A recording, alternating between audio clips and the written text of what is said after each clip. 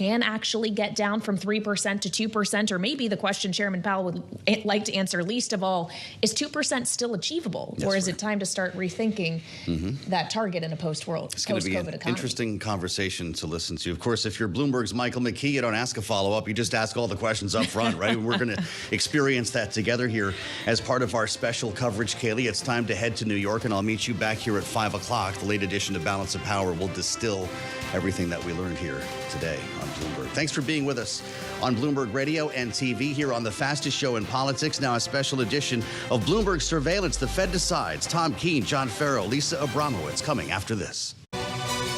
This is Bloomberg News Now. News when you want it at the touch of a button. Another volatile day on Wall Street. We're seeing big moves. All eyes on Capitol Hill as Democrats and Republicans prepare. Today's job numbers casting doubt on the Fed's next move. Inflation remains front and center. And that's news when you want it with Bloomberg News Now. Get it 24/7 on the Bloomberg Business app, Bloomberg.com, and anywhere you get your podcasts. Bloomberg News Now. Context changes everything. Here we go again, live from New York City for our audience worldwide. Good afternoon, good afternoon. Bloomberg's The Fed Decides starts right now. This is a special edition of Bloomberg Surveillance with Tom Keene, Jonathan Farrow, and Lisa Abramowitz. Bloomberg Surveillance, The Fed Decides. Back in the hot seat alongside Lisa Abramowitz, I'm Jonathan Farrow. Your equity market on the S&P 500 negative through the month of April. Coming into May and starting off a little bit softer. That decision is about 27 minutes away. Bramo, 30 minutes after that, a news conference with Chairman Powell. Key question is, which paragraph is going to change? People are going to be parsing through the language, including Tom Keene, who's very eager to figure out exactly whether it's the first or the seventh paragraph that's shifted. Basically, how much are we looking at a Fed that has shifted away from disinflation is continuing according to their pace and moving toward cuts aren't going to come till much later. TK, we've talked about this a million times. Everyone is expecting him to be hawkish in this news conference. We've said through this morning, hawkish relative to what? Relative to the previous meeting, low bar. Relative to what he said already previously and what is priced, a much higher bar. I'll go back to the higher bar, but what I'm going to go back to is when the facts change, the market changed. We start with Bob Michael, which is great because, John, we go into this meeting, the market has changed. I got a 10-year real yield since you and I had our extravagant lunch, 2.29%. I'm sorry, it's a runaway 10-year real yield in fixed income animals. That's their focus. Chairman Powell has one gear. Does he need to find a new gear? This stat from Alan Ruskin at Deutsche Bank is an important one. The 2-year note has rallied on all of the last 4 FOMC days. Bramo, will today be any different? Basically, this is a Fed chair that has leaned dovish consistently. Will he continue to, or will he actually come out and say the H word? Hike.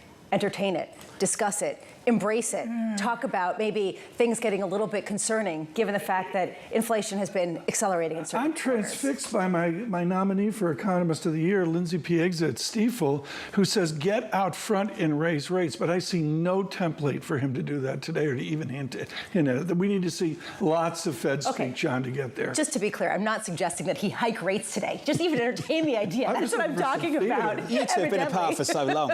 That's how bearish TK thinks you really are. Okay. Let's get to the scores. Equities on the S&P 500 negative here by 0.25%. In the bond market over the last few months, we've done a lot of work. Since the Fed last met, the 2-year yield was 4.60. At the moment, Lisa, it's just north of 5%. And there's really a question about some of the data that's coming in, and we can get to that in a second, showing weaker activity but still hot inflation. Coming up, we'll parse all of this with Bob Michael of JP Morgan, as Tom was mentioning, then Kathy Jones of Charles Schwab and Matt Lazzetti of Deutsche Bank, all taking us up to that 2 p.m. Fed rate decision, which may or may not be interesting depending on which paragraph gets changed and how much. Then we'll get immediate reaction. Mohammed El-Arian of Queens College, Cambridge, KPMG's Diane Swank, Bank of America's Michael Gapin, all be talking until Fed Chair Jay Powell takes the hot seat. Whether he is hawkish or whether he remains his sort of dovish self, we'll see. And then after that, we're going to talk with former New York Fed President Bill Dudley and BlackRock's Jeff Rosenberg. Really curious to see how much, really, to your point, John, we're going to end up getting some sort of true hawkish shift at a time when some people speculate the market needs to sell off more for them to achieve their goal. We've got 2 guests on the show today, John, who really need a victory lap. Mohammed El-Arian and Bill Dudley nailed the last 3 years. Is this how you set up our next guest? No, but they absolutely nailed. They took a lot of grief for a high-yield call. Bob Michael was about to walk off the set. Bob Michael of JP Morgan Asset Management joins us now. Bob, good afternoon. We called for high yields back in 2021. What are you talking about? Here we go. Crushed it. And you know what? When you were talking about, I'm not calling for rate hikes, the first thing I thought about was, if this were the Volcker era, we would be talking about rate hikes, because he very well could have walked in today and hiked rate 50 basis points. And we wouldn't have known, because we'd have to look at open market operations and see how much liquidity they drain. Perfect setup. That's not the environment we're in. How different is this environment for Chairman Powell? Oh, it's got to be a little bit different. He's got to change that first paragraph. It talks about over the last year, inflation has eased but remained moderate. Take out the has eased over the last year and just say it remains elevated. He also talked about economic activity continuing at a solid pace. Take out solid pace and just say economic activity is expanding. Those are the kinds of things that we're looking for. You have to acknowledge that disinflation has stalled and prices remain elevated. And you also have to acknowledge that while businesses and households look okay, they're not as vibrant as they were 3-4 months ago. In your research note, you talk 1995. And when I want you to bring it over to the equity market, where there's worry with a 4.5% drawdown. I recall in 1995, and you do as well, the Dow Jones Industrial Average was 4,000, and we did a one-way shot X 1998 out to Dow 10,000 as well. Are we setting ourselves up for an equity market off what the Fed is doing like 1995? We're in a pretty similar space. I'm surprised 95 doesn't get more airtime, because that's the one soft landing anybody could have lived through unless they're 100 years old. And in that time frame, when you look at what actually happened, the Fed stopped hiking rates in February. They cut rates in July, but if you go back to that May meeting, they were talking about uncomfortable levels of inflation, both surprising and unwelcome. And it seems like we could be talking about the same thing for this meeting. There's sort of a key question underpinning exactly how Fed Chair Powell messages this. The question being, how much does he need the market to sell off a little bit more? How much does it actually help his cause that we saw the sell-off in April, and does he want that to continue? Do you expect him to lean into that, or is he going to come out, try to, and still be like, oh, we're still going to cut rates? I don't think he's going to say that. I think he wants to be balanced.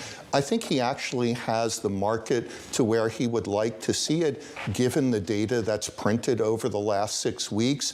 You've got one rate cut priced in for the year, and that's towards the back end of the year. You've got 50 basis points higher in 10-year yields over the past month. Those are all things that should be reflected with inflation where it is. So try to find the balance. Talk about elevated inflation pressures and maybe the opportunity to reduce rates when those come down. Is this an exciting meeting, or is this basically a placeholder before June? No, I think this is an exciting meeting. I think since I think since the last meeting, you're talking about growth has tailed off a little bit. We had a 1.6% GDP print. When you start looking at some of the stress in the lower income brackets of households and middle market corporate America, they're feeling some pressures. It's not the vibrancy we've seen. And we're not supposed to be printing around 3% inflation. We're supposed to be printing about 2% inflation now, and we're not seeing that. So he's got to address that. And then there's that minor detail of quantitative tightening. They're still running down the balance sheet at a pretty high pace. Why not use this meeting to tell us that they're going to taper? They're going to reduce Treasury sales by half at one of the upcoming meetings. Is that your base case today? Do we get that announcement? We think we do. And if you go back 13 months, I think it surprised a lot of people that as the regional banking system was imploding, they still went ahead and hiked rates. But they talked about policies to the side of that. And I think they could do that here. They could talk about balance sheet management is different from their dual mandate of inflation and growth. Can I ask you what difference that will make if they do slow down the taper? of QT, or rather speed up the taper of QT. What does that actually mean?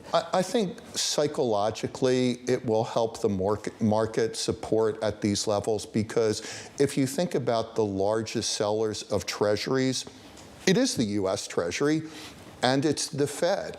And otherwise, everyone pretty much is a net buyer. So if you're removing half of one of the largest sellers of treasuries, that's got to be the source of some support, even if it's only psychological. This is what everyone struggles with, and Bramo, we've talked about this a million times. We've been told QT is just like paint drying, and then all of a sudden, when you start to unwind some of the QT, apparently it matters psychologically. Can you get your head around that? Basically, how do they end quantitative tightening without having a dovish signal? Without giving the market some sort of sign that they're concerned about overly tightening the market. And so it becomes psychologically important to a market that's trying to understand supply and demand dynamics. This, I think, is sort of an issue. Bob Michael, over to you. How do they do that? Because they separate those two and they say they can walk and chew gum at the same time. And balance sheet management is one thing, and dealing with growth and inflation pressures is another thing. I also think when you look at the selling of treasuries and the running down of the balance sheet, it actually didn't do all that much to the treasury market, to be honest. The entire treasury curve is still trading well below the Fed funds rate. I'm going to Japan in a week and a half. I know when I get there, the conversation will be about what is the alternate reserve currency to the dollar. The answer is there is none. Who isn't going to Japan at the moment? I know. I know, seriously. 158 and dollar yen, everyone's going to Japan. Cherry blossoms, it's beautiful. Good energy. I get it. Everyone talks about it. You going to Japan?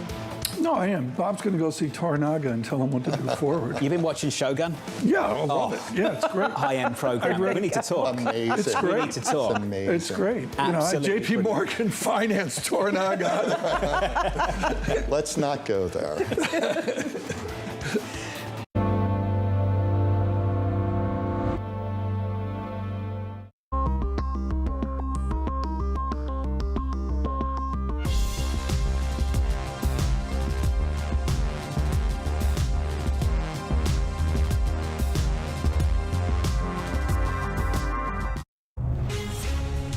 From the beating heart of global finance, economics, and politics, and wherever newsmakers are moving markets, Bloomberg brings you conversations that allow for deep discussions and important insights. How has that shaped your strategy for the bank? Is this a new normal? Is this like a catalyst? Do you think we're in a new phase for dividend policy overall? That's a great question. I'm Francine Lacqua, and this is The Pulse, every weekday at 9 a.m. only on Bloomberg. On the next episode of The Circuit, Barry Barra's risky plan to reinvent General Motors. Doing what you've always done, if it's not working, you can't keep doing it. By 2035, our light-duty products will be all electric, because that's the future. Watch new episodes of The Circuit on Bloomberg Originals.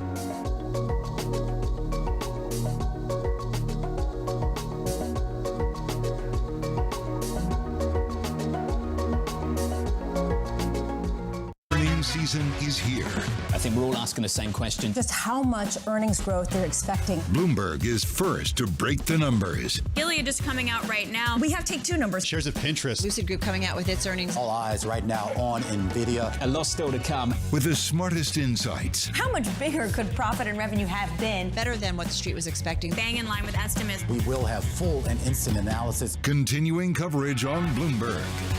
Context changes everything.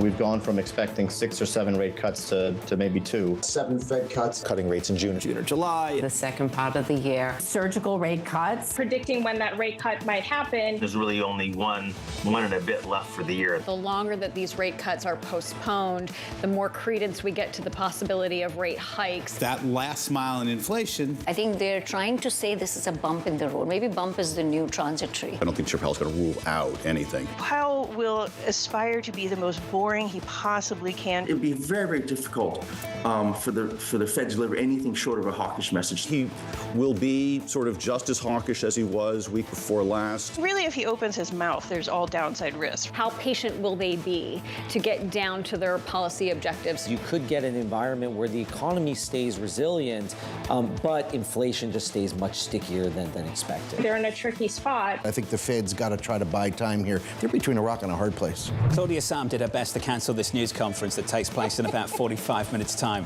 Been joking all week. Is that the promo for this? He's going to try to be as boring as possible. Stay tuned. Just keep your mouth shut. Don't speak. We should play this every day because it's a parlor game. I'm sorry. Everybody's got an opinion. All that matters is one guy's opinion. Just keep that on repeat, TK. Here are the scores going into that Fed decision. 14 minutes away. Equities on the S&P 500 negative by 0.25%. We're down 0.6 on the Nasdaq. The Russell got absolutely battered in the month of April, down 7% on a small caps. Brutal. Switch up the board and get to the bond market. We've done some work since the Fed last met on a 2-year. We were at 460. The time the Fed met before that, 420. So we're up another 40 basis points between meetings. A 2-year at 5.01%. And are you up late in Tokyo? Hello, Ministry of Finance over in Japan. You're probably looking at this one. Dollar yen. Dollar yen at the moment, 157.57. Tom, this is just as important for the Japanese Central Bank and the Ministry of Finance in Japan as it might be for the Treasury and the U.S. economy. I go to Beijing as well because you've got to look at other things besides dollar yen, euro yen, 168. You wonder if that breaches through to a weaker yen. But what I'd look at is yen yuan, the number of Chinese yuan per Japanese yen. And I'm sorry, it's a massive move. It's a 30% move off the yen strength of long ago. Joining us to discuss is Kathy Jones of Charles Schwab, Matt Lazzetti of Deutsche Bank, alongside JP Morgan's Bob Michael. Matt Lazzetti, I know we've only got a few minutes with you, so I want to come to you first.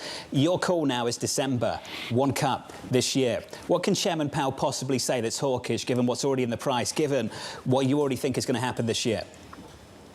Yeah, I agree with you. I think that there's a lot of hawkish expectations. Speaking with clients, there's, talk or questions about whether or not they drop the easing bias, whether or not he actually talks about hikes and opens up that possibility. I don't think we get those types of hawkish signals. I think, he sounds a lot like he did about 2 weeks ago, which is hawkish relative to where it was in March. I think the things that I'll be focused on up front are two things. One, in the statement, do they adjust the forward guidance language, or do they adjust how they're thinking about the balance of risks? And then in his opening remarks, does he continue to say that they think they're at the peak policy rate and that the next move this year is likely to be a rate cut? I think he probably does maintain all of those things, but at the same time, I think he talks about data dependence. They're probably comfortable, I think, with market pricing is at the moment. Matt, the market's moving. The 10-year real yield, 2.29%. We almost got to 2.30% when Bob Michael was beating it up. And the answer is that's a high inflation-adjusted yield. What does that mean for the American economy? Yeah, I think when we had reached these levels or even higher levels previously, and as you had this big tightening of financial conditions, the expectation was that you would see this material slowdown in the economy. It just hasn't happened as of yet. And even though we did have a slowdown in Q1 with GDP growth at 1.6%, if you look at the domestic economy, consumer spending, residential investment, CapEx, it grew 3% annualized, a very sturdy number. The consumer printed 2.5% in the first quarter. So I think, yes, these things do look tight historically, but at the same time, we're not seeing very clear and convincing evidence that the Fed is sufficiently restrictive in order to get inflation down. I love how everyone's trying to dissect each paragraph and which is going to be the most important to really pay attention to, Matt. And you do that very well as you try to get a sense of what to pay attention to. Why do you not think they're going to talk about ending quantitative tightening? Why do you think that they're going to push that back, even though some, including Bob Michael, who's here on set with us, thinks they're probably going to address it and start tapering that? Yeah, I do think that there's good prospects that they do that today. Essentially, they've given us a lot of signals that this decision is upcoming. When you look at the minutes to the March meeting, it seems like they were agreed on all of the key parameters. And so why not just go ahead with it? I think from my perspective, that there's two things. One, there's no urgency in making the change at this meeting. They've been focused on things like the overnight reverse repo facility, and that actually has risen recently. So we're not close to reserve scarcity at the moment. The second thing is I would be concerned about easing financial conditions in this environment. And if the only only kind of decision that comes out of this meeting is a slowing in the pace of QT, I think that's a problem from the Fed's perspective. And so I see very little downside for delaying to June, doing it at a time where they can pair with a more hawkish-leaning dot plot. And so our baseline is that happens. But I would agree. I think it's very easy to see that they actually do slow the pace of QT today. Hey, Matt, good to hear from you. Matt Lazzetti at Deutsche Bank going into this decision 10 minutes away. That final comment there, Bramo, you've said that repeatedly over the last few weeks. Is there a concern that they send one message that's more dovish than they'd like by saying, we want to end some of the quantitative tightening? At the same time, why not go ahead with this? Because they can walk and chew gum at the same time, evidently. Let's get to Kathy Jones of Charles Schwab. Kathy, Bob Michael's with us, and he mentioned the statement. If I can just go to the first paragraph of the previous statement, there's 2 lines in it Bob mentioned.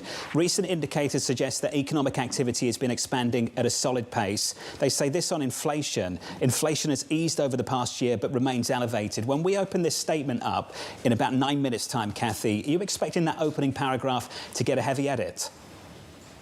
Well, I think there'll be some edit to it. I think you could still describe the economy expanding at a solid pace, because solid means it's expanding, right? And we did get, 3.1% growth in the first quarter in domestic demand. So I think that can be the same statement.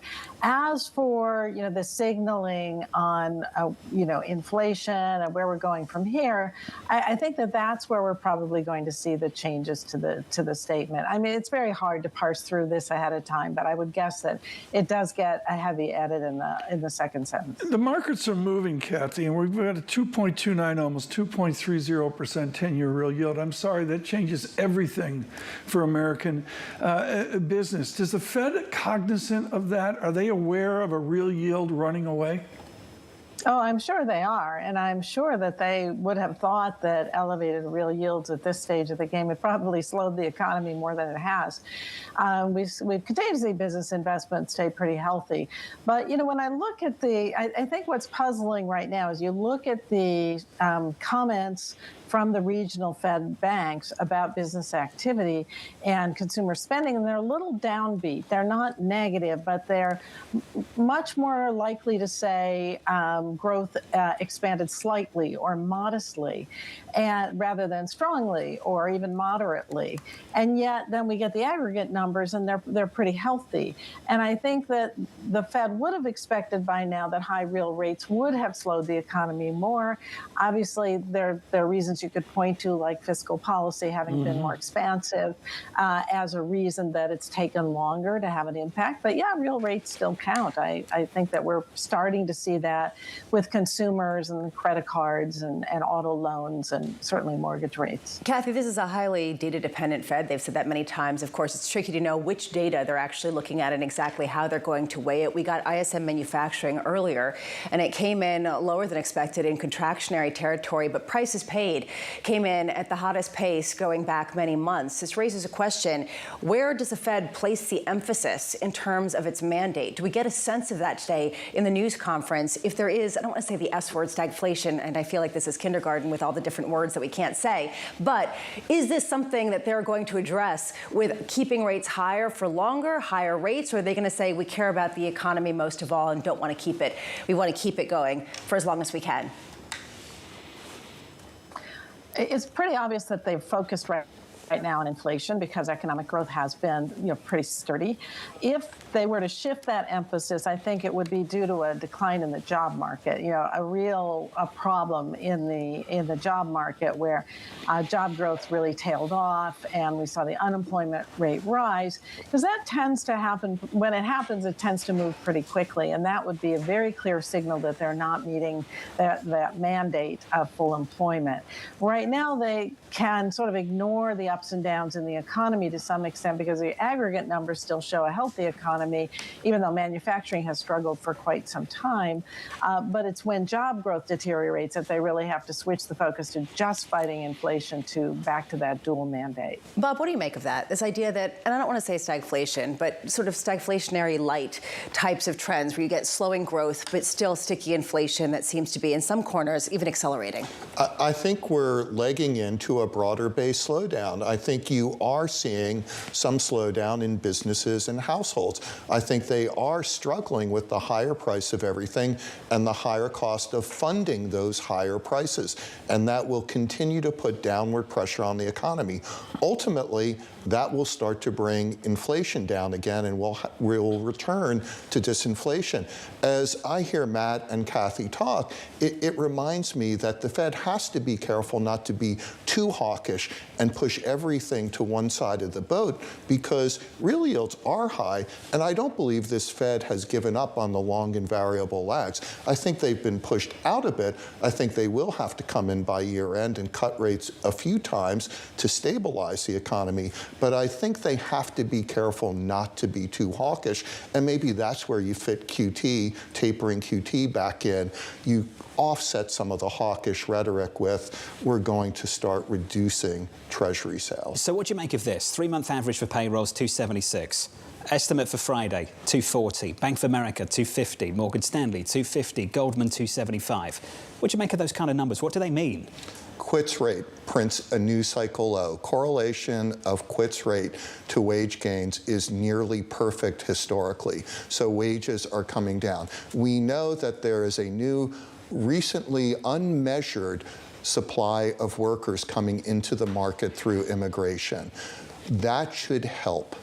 So basically you're saying that that's noise and that the signal is the quits rate, and that's actually the more important thing, especially because that gives you a sense of a slowdown that maybe the distorted numbers might not give. I think you have to look at unemployment. I think that's a real number, and does that go above 4%? And you have to look at wage gains. That's the other real number. I think the number of employed, whether it's up 275 or up 240, I think that's misleading. Kathy, I wanted to give you a final word on that, the labour market. It's a similar question to the one Lisa asked a little bit earlier in the conversation. Where should you place the emphasis? More specifically, within the labour market, looking at the data, how much weight should you put on payrolls on Friday compared to, say, the JOLTS numbers we got a little bit earlier?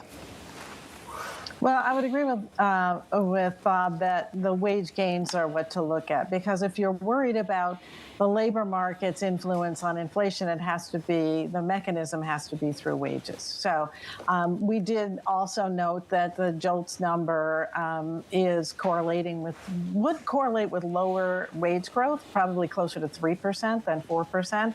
And it's our expectation that that will happen over time. So I think the emphasis has to be on wage gains rather than on just the nominal growth in jobs. Kathy, this was great. It's good to hear from you. Kathy Jones there of Charles Schwab, going into that Fed decision 2.5 minutes away. 30 minutes after that, news conference with Chairman Powell. Bob Michael itching to get in. Bob, your thoughts? I wanted to ask her what she's telling clients to do in their portfolios. Now. What are you telling clients to do? What are you actually doing? This is your chance to get in. Buy at 2.29% real yields, buy the backup in credit spreads. We're in a soft landing. You're going to get conflicting messages. The Fed will be confused. It's okay. Do clients feel like it's a second chance? Another bite of the October apple, so to speak? Do they feel that way? Yeah, absolutely. When I was here a couple weeks ago, I talked about a washout into month end, into the FOMC meeting. We're having that. Let's put some cash to work. Let's put some cash to work. Your 2-year right now, just north of 5%. Yields coming in a couple of basis points. That decision 2 minutes away. Let's go through the price action together and start with the equity market. We'll go through the S&P 500, the NASDAQ, the Russell. Think about how we started last month. We came out of March and into April, and everyone started to say it's time to get into the rotation. Look outside of mega cap tech. Look to small caps, for instance. The Russell, Lisa, in the month of April got absolutely hammered. These are the companies more leveraged to rates staying higher for longer that get more impacted from that. So it raises this question, can you get a rotation trade with rates staying where they are? Some people, like what we heard from Max Kettner today, was like, yeah, great, buy everything, because you know what? They're high for the right reasons, and that seems to be I'm going to go where Bob is, argument. and Ian Lincoln's talking about this at BMO Capital Markets as well. This idea of getting out front, buy, yield now, price up, yield down is the main issue. And the reason we're having this debate right now is we're begging for a Fed, John, to get out front and be ex ante. There's no evidence whatsoever that any major central bank can act ex ante at their peril. They're going to be ex post. They're going to wait and wait and wait. And then finally, Bob Michael will have a payday. This afternoon, and we hope he gets that payday. We hope he shares it too. This afternoon, it is price up, yield down going into this decision. Let's bring up the bond move and look at the 2-year, the 10-year, the 30-year. The 10-year is down about 4 basis points on the session. These are the scores. 464.27 becomes 464.48. The 2-year, 5.01%, down 2 basis points on the day, up 40 since the Fed last met. If you switch up the board and finish on foreign exchange going into this Fed decision, hello dollar yen. This is one to watch. This is not just about America, it's about the rest of the world as well. Dollar yen at the moment approaching 158, 157, 64. With your Fed decision, here's Mike McKee. Short and simple, a change in the statement, but no change in rates. The economic overview remains the same, word for word, with solid growth, strong job gains, and inflation that's eased over the past year, but remains elevated. And then a new line. In recent months, there has been a lack of further progress toward the committee's 2% inflation objective. Still, the statement says risks to achieving its employment and inflation goals have, quote, moved toward better balance over the past year, putting the assessment in the past tense and adding over the past year. The additions to the statement would seem to ratify the market's view that there will not be 3 rate cuts this year, if any at all. The statement's view that the committee does not believe it would be appropriate to reduce rates until it's gained further confidence inflation is moving toward target is unchanged.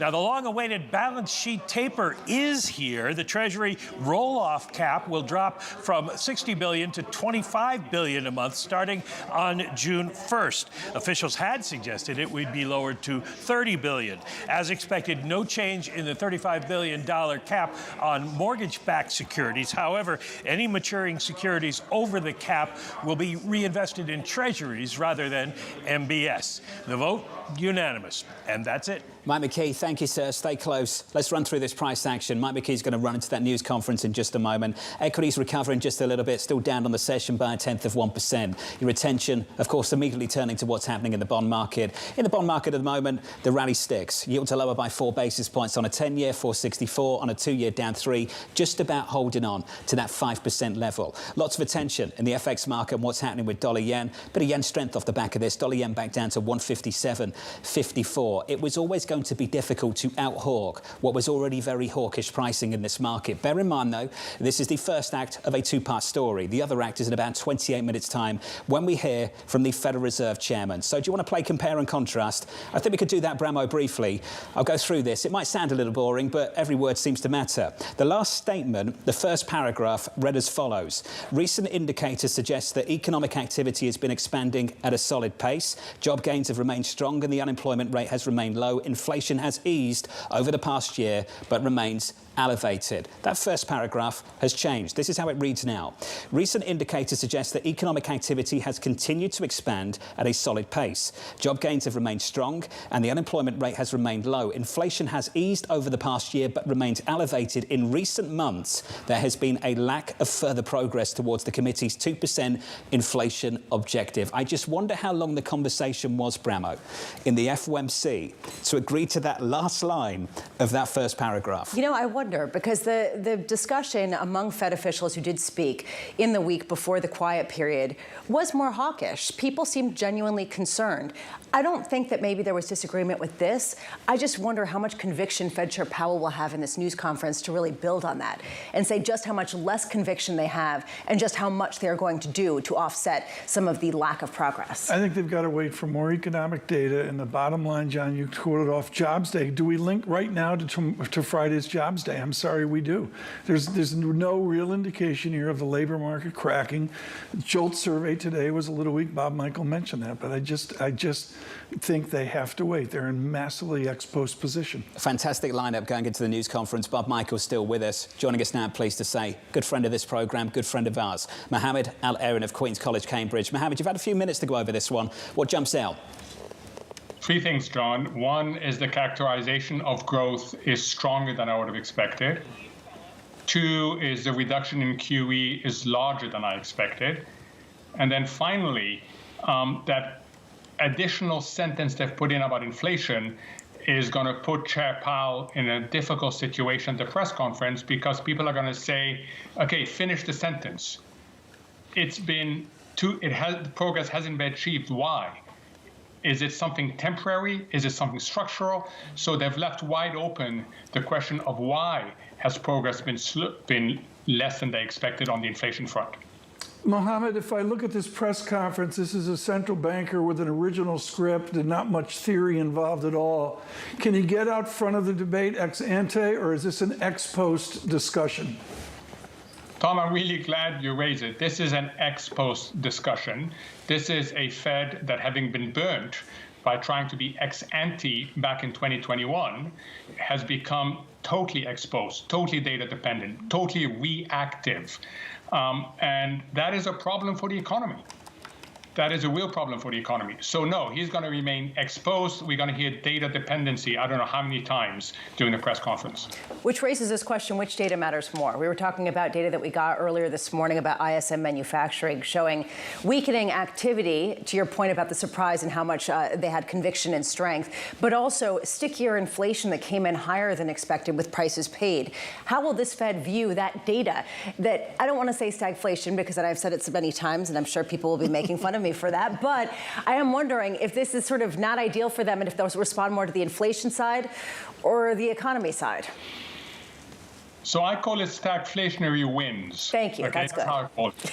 I mean, I can live with stagflationary light that you used, but stagflationary wins. They're not going to acknowledge that because it puts a question front and center, which is what is the right inflation target for an economy that's going through fundamental supply side changes. If you look at what is sticky in inflation, it's not particularly responsive to higher interest rate for longer. It really isn't.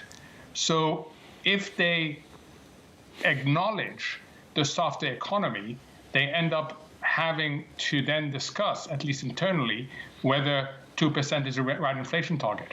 And a phrase that John did not read out in the statement is they are strongly committed to returning inflation to its 2% target. Give me a chance, Mohammed. I was just itching to get to you, to get your reaction. Bob Michael with us as well. You're going to run with that phrase. I think Hilarion just threw you under the bus. I think he did. I think he did. You failed, John. Can we get Mohammed back up? I was going to turn to Bob Michael and get his thoughts. What's great about this is you at least read the statement. Hold on a second. But that was in it before. It wasn't the more notable thing. It wasn't struck out. It didn't change, John. That's the reason why. Fact, I've never read a statement. Continue. I believe you. You didn't even need to tell us that. Mohammed, what are you doing to me? I don't know. Bob Michael, great friend of this programme. Bob, good to see you. Thank you. Bob, your thoughts on this one?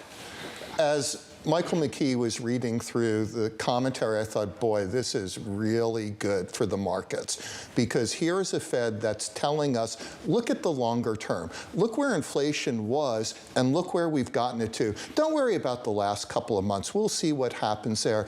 I actually think that's the right message. I don't believe the law of long and variable lags has been repealed. I think they've been delayed because of all the fiscal stimulus that's still in the pipeline, but they're still there. You are seeing some pressures on the economy. Like Mohammed, the only thing I was surprised about is that they characterize the economy as still solid. Yeah, look, Mohammed, I want to bring this up. I brought it up earlier with Bob Michael. I'm going to do it with you right now. I don't know where you were in 1995, maybe at the White House, Mohammed, maybe IMF. But the answer is Bob Michael says there's whispers here of 1995. The stock market was a moonshot off of the success of 1995. Is that what we are prepared for here, that they may get this right? We may have a constructive 1995 and up we go? So where I agree with Bob, without any qualifications, is that this particular statement is something that the markets will like. It's exactly what the market wanted. As to, are we going to repeat 95 in terms of market reaction? Tom, what I'm worried about, because I truly believe that this is not about lags, that there are structural aspects that are running the equilibrium inflation rate higher than it has been in the past. I worry that the Fed is going to be over tight this year. I worry that the Fed is not going to end up cutting because they're going to be so data dependent, so reactive, that they're not going to look at the weakness that's coming. In fact, if you simply read the earnings reports of McDonald's, Starbucks, PepsiCo, Nestle, the list goes on. There is no doubt that low-income consumers are struggling. Their balance sheet effects have gone from positive to negatives. The pandemic savings are run down. Their credit card balances are high. They rely entirely on the labor market, entirely on wage income. And if something goes wrong in that labor market, we are going to see this economy slow much faster than anybody would like it to slow. Walmart as well, talking about a loss of pricing power. We've been talking about that over the last few months or so. Bob Michael, I'm pleased that Tom brought up the mid-90s. You've talked about the mid-2000s. You share those concerns about economic weakness, cracks starting to build, yet you are still bullish as you have been since the mid-2000s. Could you explain why? Well, I think Mohammed's right. I think you have to watch how businesses are reacting in this environment, and there are some pressures. I think what we need to watch is the unemployment rate. Does that start to go above 4%? And certainly at 4.2%, it would get the Fed's attention, and they would do something as long as inflation is reasonable. And what they did in '95 is come in and cut rates 3 times. As I said, that's the one soft landing that I've lived through in my 40-plus years in the market. It looks like it's doable again, but it can't be a Fed that sits on the sidelines the entire year and leaves real yields where they are. I have to give you a victory lap, Bob, because you basically said that this is what they might do to kind of give a nod to a little bit more of a dovish stance while having a more hawkish stance in the actual statement, which is maybe essentially what they're doing, which is the reason why the market might like this. I am wondering, though, to Mohammed's point about stagflation light, or the winds of stagflation, that they're not going to address this. They're going to talk about strength in the economy so that they don't have to address that maybe they're looking at a 3% target of inflation rather than 2%. Powell's probably laughing every time he hears stagflation because he remembers, and he's probably thinking what I am. If Volcker would hear, here we go, 2.8% core PCE year over year, I would take that in a second. And if you go back to 95 to 98, which Tom points out was great for markets, inflation traded between 2.5% to 3%. Yeah. It was a pretty vibrant economy. I don't know what markets will do. I think that kind of economic scenario is realistic. I mean, John, X 1998 was a moonshot. The Dow went from 4,000 to 10,000. Just, I remember that. Somebody's looking to get out of triple leverage cash. That's what I'm doing. I'm looking for the first trade out of triple leverage cash. Today's the days. Today's the day. Bob's got some bonds to sell. Diane Swank joins us now, chief economist at KPMG. Mohammed and Bob are going to be sticking with us. Diane, you've had 12 minutes to go over this, going into the news conference with Chairman Powell, 18 minutes away. What's your big question for him after reading that statement? Well, one of the things that I'm surprised at that they could have gone more hawkish on, and I think the nod to inflation picking up more recently was the compromise, is that they left that they're waiting to decide when to reduce rates. And you've got to believe within that meeting, given that we've heard that it's a possibility that we could see rate hikes if inflation persists from Fed leadership themselves, that to keep that line, reduce rates, when they're going to reduce rates, that they still think the threshold to raise rates is much higher than the threshold to cut rates. I think that's where the bias is within the Fed. However, what I'll be looking for in the conference, the press conference, is was there debate, and in the minutes to this meeting, was there debate about the possibility that they might need to raise rates? Now, I think the move up in inflation we've seen is been, somewhat overstated. We know there's some residual seasonality somewhere between the fourth quarter and the first quarter's reality. That's still too hot. And what we saw in inflation was much more broad-based inflation in the service sector. Things like home maintenance, car maintenance. It wasn't insurance as much this month, but those are things that Mohammed talks about, less retractable and also more systemic. But there was service sector inflation in the employment cost index as well, not in the lowest wage jobs, particularly in food services and accommodation, where they've been decelerating quite rapidly and are now trailing overall inflation numbers. But in the overall services sector, where we do have some labor shortages still pretty acute, there is wage pressures there, and that's what the Fed's going to be focused on. Diane, the Diane Swank charm is you're not living within 3 zip codes or some fancy university in the United Kingdom. Diane, just simply put, if you drive 7 hours south of Chicago, What's it like right now? Because I see with all the mail I get, what you get out on LinkedIn, is there's a massive divide right now between the financial people and the rest of America. What's it like south of Illinois? Well, you know, what's really interesting is they've just done a study on this in terms of how different people view what the inflation problem is. Wealthy households, those in the urban areas, they tend to view the entire inflation problem as completely the fault of the Fed. Those who are less wealthy see this as price gouging. They see this as an inequality issue. And we still have gross inequalities, even though we had this massive leveling up of wages, even for low-wage workers. As I've said before, they moved from the shadows of the economy into the sun only to be burned by inflation. And that inequality, and even though wealth picked up, we saw across income strata, that wasn't enough because inequality continued to worsen. And I think that's what you see when you're dealing with this kind of inflation, even though it's at a low grade. And I wouldn't compare it to 1995. 1995, the Fed was wrong in 1994. Chairman Greenspan had a checklist. I remember it well. And it filled it out, and he thought he could preempt inflation. And he was wrong, and he nearly derailed the economy. That was not coming off an inflationary kind of situation that we have today. It's just not comparable. This raises this question, and Mohammed, I'd love to get your answer since you live within a couple zip codes of a fancy UK college that Tom was maligning. I will say, I want to hear what you have to say about this idea of the messaging of Fed Chair Powell in the press conference. Do you think he needs to be hawkish, that he needs to keep the market under pressure in order to keep them on this goal of at least even having the cover to cut rates this year, as you think is necessary, as they want to do, but under the auspices of data dependency is difficult without some more cracking? I think the most important thing, Lisa, for him is to stick to what actually happened in the meetings and not end up like we have in the past, where his messaging is different from the messaging from the minutes that we're going to get in a few weeks. Because if that happens, that is going to cause too much volatility yet again, confusion, and is going to erode forward policy guidance. If what he says is in fact what was said in the meeting and is confirmed by the minutes, then what he should do is stick to where he is right now, which is not validate the amount of the hawkish pivot, if you like, that the market has done, not go all the way, but go some of the way. You know, my concern is ultimately he may end up more hawkish than he needs to be for the well-being of the economy, but that's more for the next meeting than it is for this meeting. Diane, your view on that? Do you think that he's going to come out maybe more hawkish than he needs to be as well?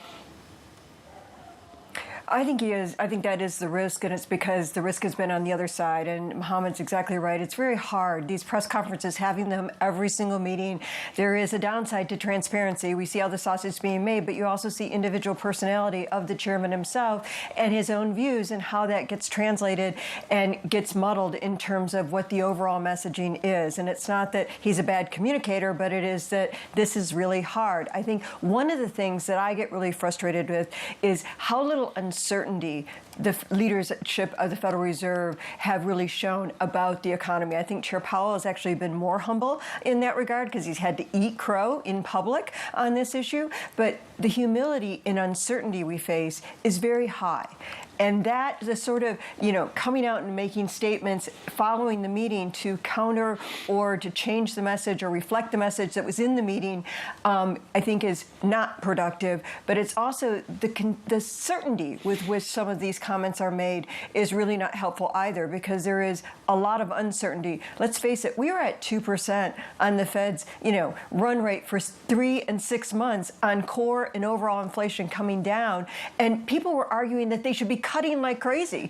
And the Fed, at least in a prescient manner, said, let's be cautious here. We've been, fool me once, shame on me, fool me twice, shame on you, fool me twice, shame on me. They said, no, I'm not going to be head faked by this again. And they held back. That was good to hold back because, in fact, we have seen an acceleration. It's probably overstated, but we've got to see where we're going. And there is time with the lags that are already still in the market with regard to Fed tightening. Diane, this was great. Diane Swonk of KPMG. Diane, thank you. Talking about humility, you've got to remember 4 months ago, we had people on this programme talking about cuts in March. This was a Fed that was meant to be already cutting, and now there's a conversation about him at least entertaining the potential of hiking interest rates. Mike Gapon of Bank of America with us now. Michael Gapon, I keep hearing that Chairman Powell's going to be hawkish. Could you define for us what hawkish will sound like in this news conference, given you, like others, think that the first cut comes in December, which is not anytime soon? Yeah, I think hawkish today simply is a wait-and-see message.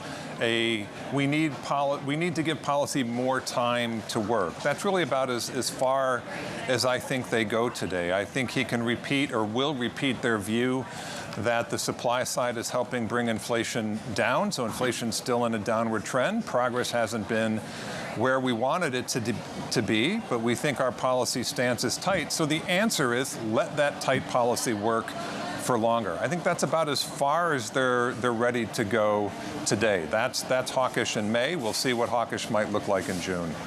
Bob Michael, are we back to normal? Are we beyond the pandemic? Are we talking about fixed income dynamics, Fibonacci 101, that makes sense now post-pandemic? Or are we still living the debris of what we had for 3-4 years? No, we're still in the shadow of COVID. I strongly agree. There's still stimulus that's being distributed. When we talk to our municipal research team, they're talking about state and local governments accessing it, going out, doing some hiring and spending it.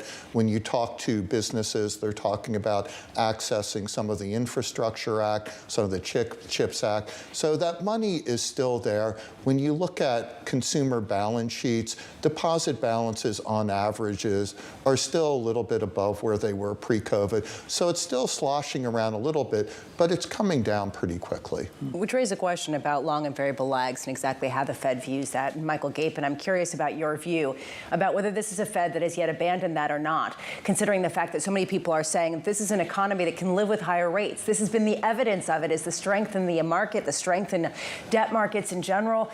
Do you think that they're going to go there, or that it matters in terms of their faith in long and variable lags?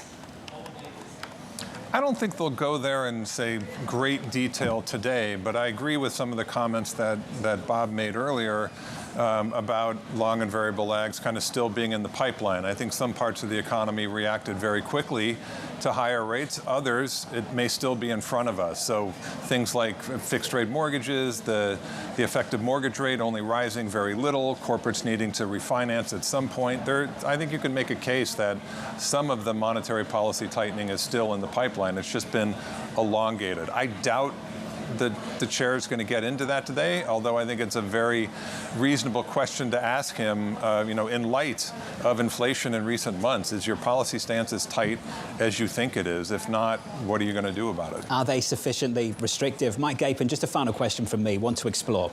I think we've spent the last month or so trying to work out how this Federal Reserve is going to respond every single day to upside surprises. Could you entertain us just a little bit? Just indulge me. How reactive will they be to downside surprises? I'm trying to understand. You get a downside surprise on Friday. How quickly will this conversation change? Will we be sitting here talking about cuts all over again? I mean, I think you'd probably need a number under 150 to get that discussion on the table. If consensus is right in that 240 to 275 range, you have to majorly undershoot that. You need something that changes the overall narrative, and people like me would need to say, it looks like the catch-up effect in services employment is done, is over. So the labor market looks fundamentally different. It's a pretty big hurdle in my view. Mike Gapon of Bank of America. Mike, thank you, sir. Great to catch up with you. Thank you. Mike Gapon and Bank of America, base case, December is going to be that first cut. Wow. Mohammed, I want to come to you on that. You've talked about how sensitive this Federal Reserve is from data point to data point. Do you think this has the potential, this conversation has the potential to change and change quite fast in the other direction? I do, John, because they're so reactive. I mean, the one thing we didn't talk about, and Tom talked about the 90s, is the economy is changing both domestically and internationally. The 90s was about deregulation, liberalization, and fiscal prudence. Today, it's about re-regulation, heavier government intervention, and fiscal irresponsibility. The 90s was about globalization. Now it's about fragmentation. This is a significantly different operating environment. So the risk is that you miss all those signals, and you end up reacting too slowly to what's coming up. I smiled when I heard Bob say, "Well, it's very easy. If we get all these bad numbers, the Fed can simply react." But by the time it reacts, the harm has been made. It's a little bit like being on a plane where the pilot is reacting to past turbulence. He's just going to add to the turbulence in the short term. So there is an issue about having to step back and ask the question, what economy are we operating in, and where is the balance of risk for this economy? Which has been a big debate. Bob, what's your take on that? Do you agree with Mohammed that maybe they should move quickly if they start to see weakness? Unclear what they will do. It's already there, some of the weakness. When you look at consumer sentiment, consumers are frustrated. They're having to make choices on where their dollar goes. They're going down brand. When you look at the housing market, home affordability is a train wreck. And you look at existing home sales, they're low. So the consumer is feeling the pressure. You look at middle market corporate America, their cost of funding went from, call it 6% to somewhere around 10 to 12%. And that's what they're paying, and they're feeling the pressure of higher input costs. That's really strangling their margins. So a lot of it is there, a lot of it is slowing down. Maybe that's some of what we saw in first quarter GDP, I don't know, but we're going to see more of it. If you look at the unemployment number, for me, if that starts to go above 4%, that's really going to get the Fed's attention. Dr. O'Leary, I got to be real quick here, but I think it's timely with college protests across America. I'm not sure what's going on at Cambridge, but I want to be very clear here, Mohammed, on Joe Stiglitz's book, The Road to Freedom, Economics and the Good Society. Is Chairman Powell today going to speak to a fractured America, to the polarities of America, or is this basically to the financial audience? I think he's going to speak to everybody in the beginning when he says that the Fed is committed to the well-being of Americans, all Americans, etc. But he's going to stay a mile away from what's going on college campuses. Yeah, he might not say a mile away, though, of the fact that they are not necessarily going to be focused on the election. And Bob, do you have the sense that if they do not cut rates in July, they only can go in December because of the potential election questions and political interference? No, I've had enough conversations with former Fed officials that if they need to go in September, they will go in September. What does need to go look like? Exactly. Yeah. For us, it is rising unemployment. Yeah. It's something about 4.2%. That's the threshold. That's it. Break into the fours. Mohammed, would you agree with that? I would. I think Bob is right. Get into the fours, they start to cut, 25 basis points, or they start to freak out? Well, it depends what else is going on, because Mohammed is right. Once this starts, it tends to escalate very quickly. So if you're going to make that first cut after waiting so long, why not do 50? Mohammed, I'm just curious what your question would be to Fed Chair Jay Powell at a time when a lot of people are just saying simply, what would it take for you to hike rates? What would your question be? The one thing we haven't talked about at all is, what is the terminal rate? Where does he think we end up? We talk about the journey, but will someone tell us where the destination is? Will you tell us what you think the destination is, Mohammed? I think it's significantly higher than what the Fed is saying right now. They're at what, Mohammed? 2 and something? 2.5? Oh, no, I think we're above 3 in terms of, yeah. You think we're closer to 4? Yes, that's what I think we are. Bob, how do you do quickly here? Bob, how do you dovetail with that with Ferroli's potential GDP under 2%? How do we have a run rate above 3%, as Dr. O'Leary talks about, and JP Morgan's publishing out an economy that's a little bit beneath that, to be kind? Everything goes in stages, and a high real Fed funds rate is going to slow things down. The Fed will pull back the Fed funds rate. I agree with Mohammed, maybe something like in that 3.5% to 4% bracket. I think 2.6% is a fantasy. That will create enough stimulus that things will pick up again. So it's going to come in cycles again, as it always does. Begs the question, if it is a fantasy, why are they adjusting that? Do you think that's just something they don't want to engage with at the moment? have a debate about where that long dot should be. Is that what that's about? Well, my question that Mike McKee should be asking is, have the dots outlived their usefulness? I believe they have. I think they should do away with it. I think in 2012, when they were in completely uncharted territory, they helped for a very brief period of time. Bob Michael of JP Morgan, to the brilliant Mohammed Al-Erin of Queen's College, Cambridge, to the both of you, thank you very much for being with us. Going into this Fed news conference with Chairman Powell, the scores look like this. Let's begin with the S&P 500. In the last couple of moments, turning positive. We're higher by 0.1 to 0.2%. The Nasdaq just about unchanged. I want to sit on the bond market just for a moment with you later and talk about what's happening with the 2-year. The repricing here.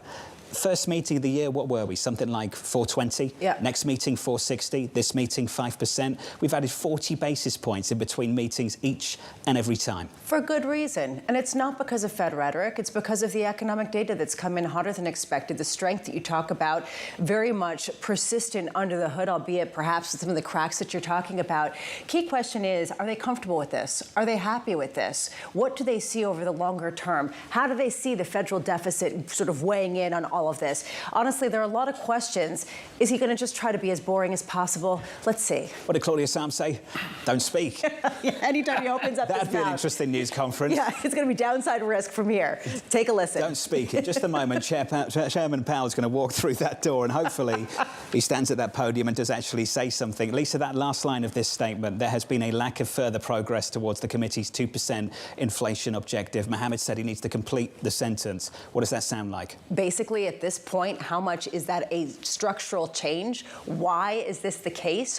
Is he going to come out and say, essentially, it just is going to take a lot longer? Those long and variable lags are just a whole lot longer. Here's the chairman of the Federal Reserve, the news conference with Chairman Powell.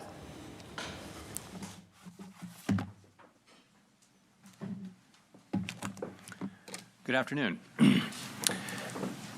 My colleagues and I remain squarely focused on our dual mandate to promote maximum employment and stable prices for the American people.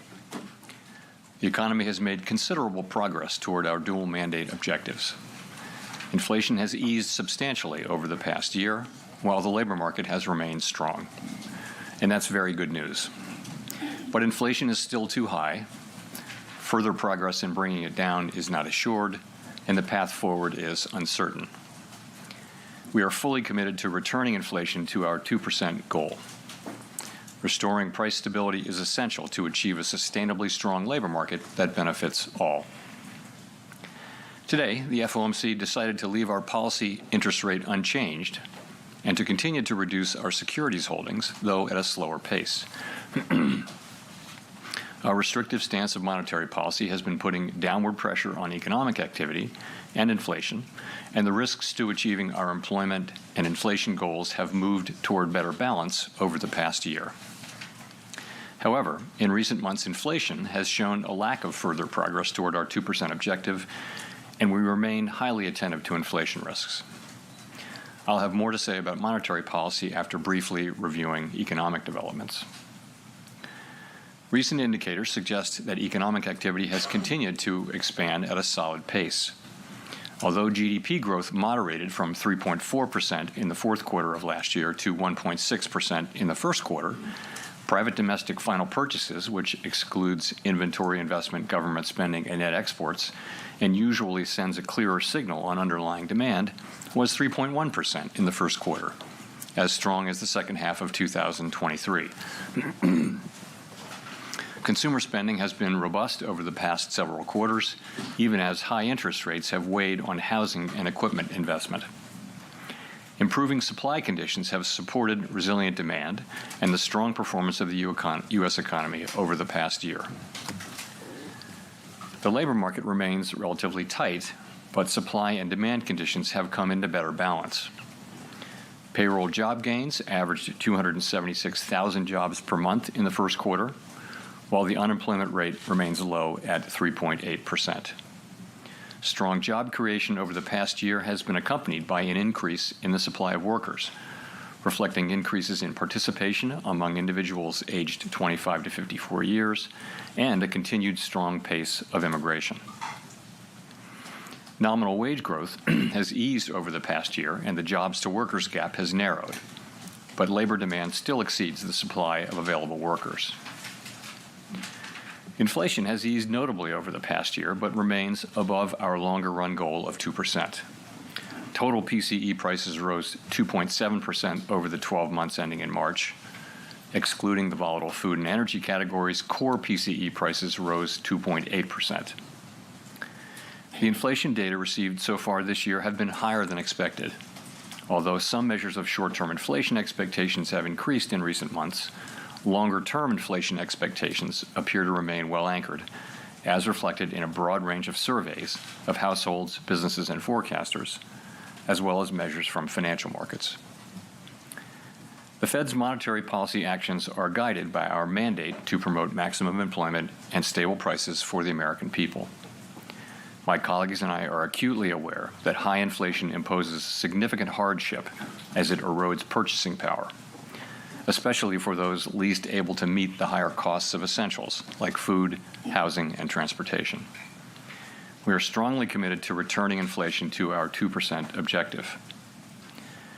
The committee decided at today's meeting to maintain the target range for the federal funds rate at 5.25% to 5.5%, and to continue the process of significantly reducing our securities holdings, though at a slower pace.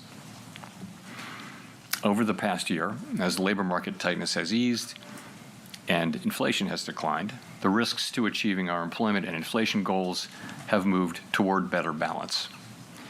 The economic outlook is uncertain, however, and we remain highly attentive to inflation risks. We've stated that we do not expect that it will be appropriate to reduce the target range for the federal funds rate until we have gained greater confidence that inflation is moving sustainably toward 2%. So far this year, the data have not given us that greater confidence. In particular, and as I noted earlier, readings on inflation have come in above expectations. It is likely that gaining such greater confidence will take longer than previously expected. We are prepared to maintain the current target range for the federal funds rate for as long as appropriate. We're also prepared to respond to an unexpected weakening in the labor market.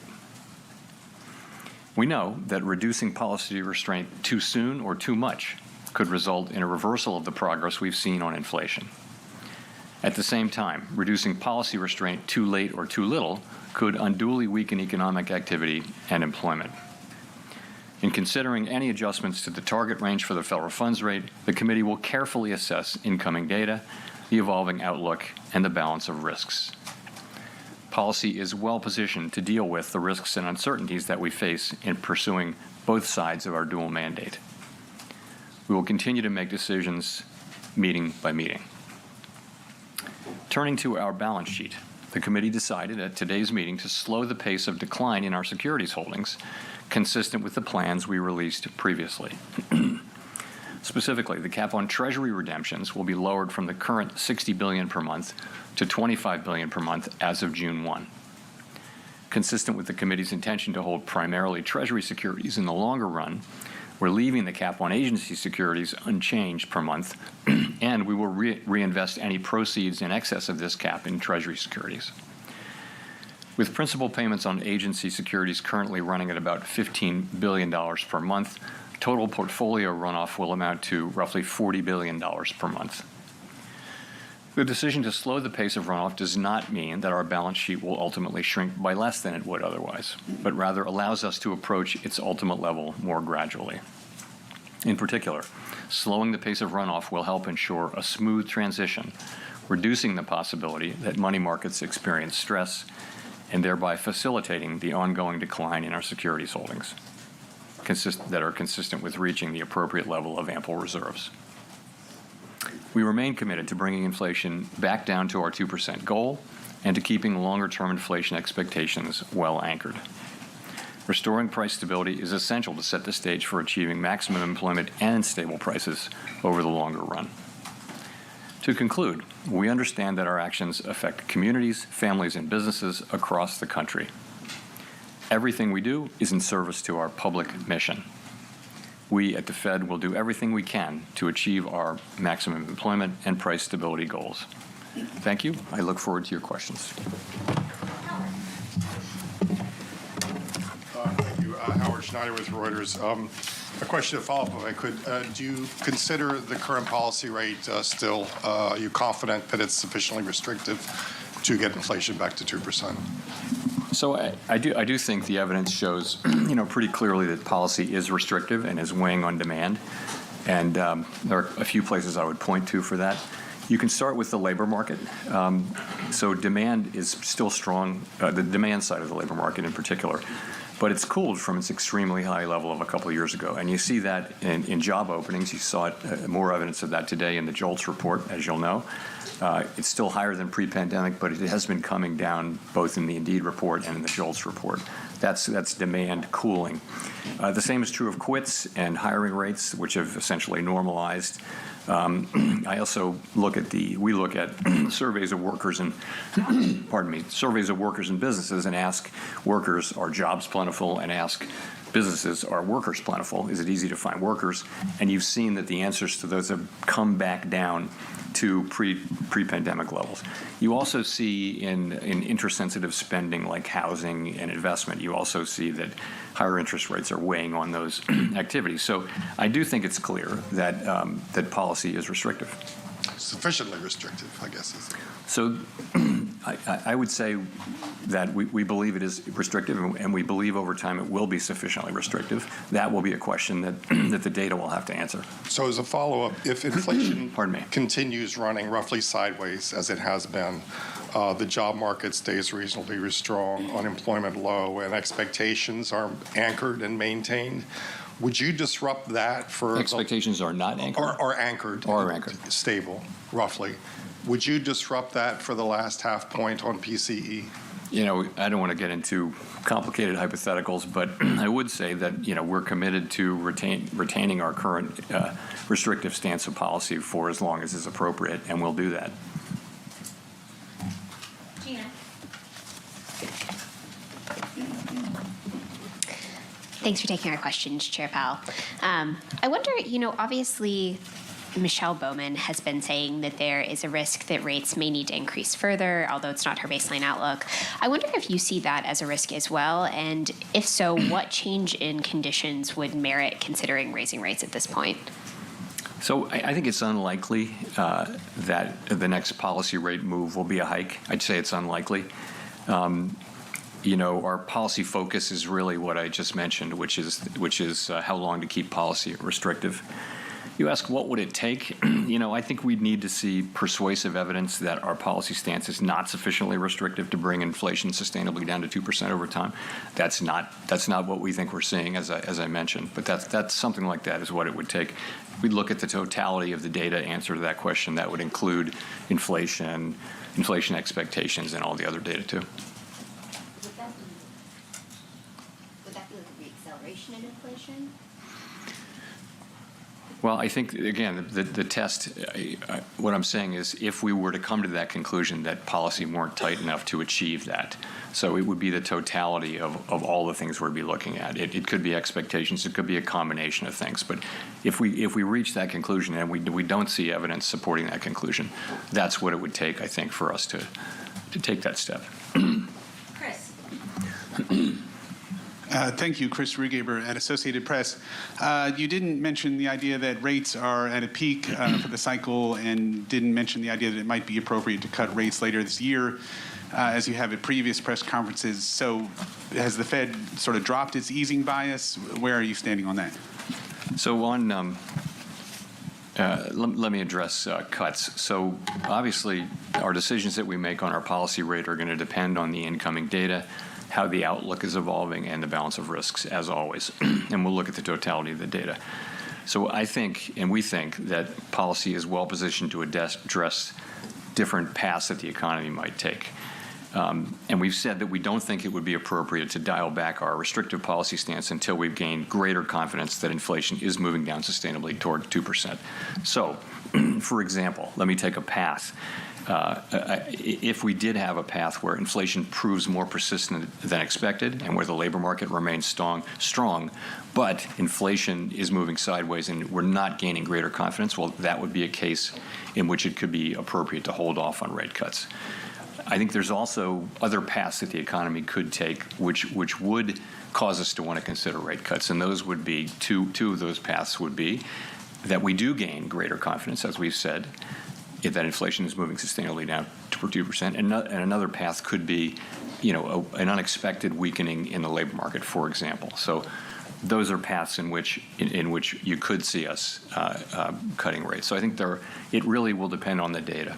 In terms of peak rate, I think really it's the same question. I think the data will have to answer that question for us. Well, and could you just follow on the path where you might not cut? Is that, you mentioned that it would be inflation persistent. Is inflation, would that be the key data in making that decision, or could you expand a bit more on that? Thank you. Again, we've set ourselves a test that for us to begin to reduce policy restriction, we'd want to be confident that inflation is moving sustainably down to 2%. And for sure, one of the things we'd be looking at is the performance of inflation. We'd also be looking at inflation expectations. We'd be looking at the whole story, but clearly incoming inflation data would be at the very heart of that decision.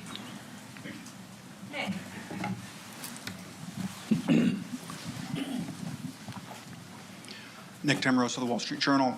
Chair Powell, to what extent has the easing in financial conditions since November contributed to the reacceleration in growth? And do you now expect a period of sustained tighter financial conditions will be needed to resume the sort of disinflation the economy saw last year? So I think it's hard to know that. I think we'll be able to look back, from down the road and look back and understand it better. If you look at, let's look at growth. Really, what we've seen so far this year in the first quarter is growth coming in about consistent with where it was last year. I know GDP came in lower, but you don't see an acceleration in growth. The thought would be that financial conditions loosened in December, and that caused an uptick in activity, and that caused inflation. Presumably that's or tightening in the labor market. You don't really see that happening. What you see is economic activity at a level that's roughly the same as last year. So, what's causing this inflation, we'll have a better sense of that over time. I don't know that there's an obvious connection there, though, with the easing of financial conditions. In terms of tightening, you're right.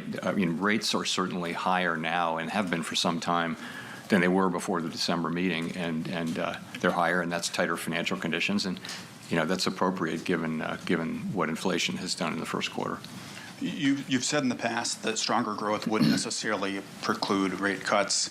I wonder, would continued strength in the labor market change your view about the appropriate stance of policy if it was accompanied by signs that wage growth was reaccelerating? So I just want to be careful that we don't target wage growth or the labor market. And remember what we saw last year: very strong growth, a really tight labor market, and a historically fast decline in inflation.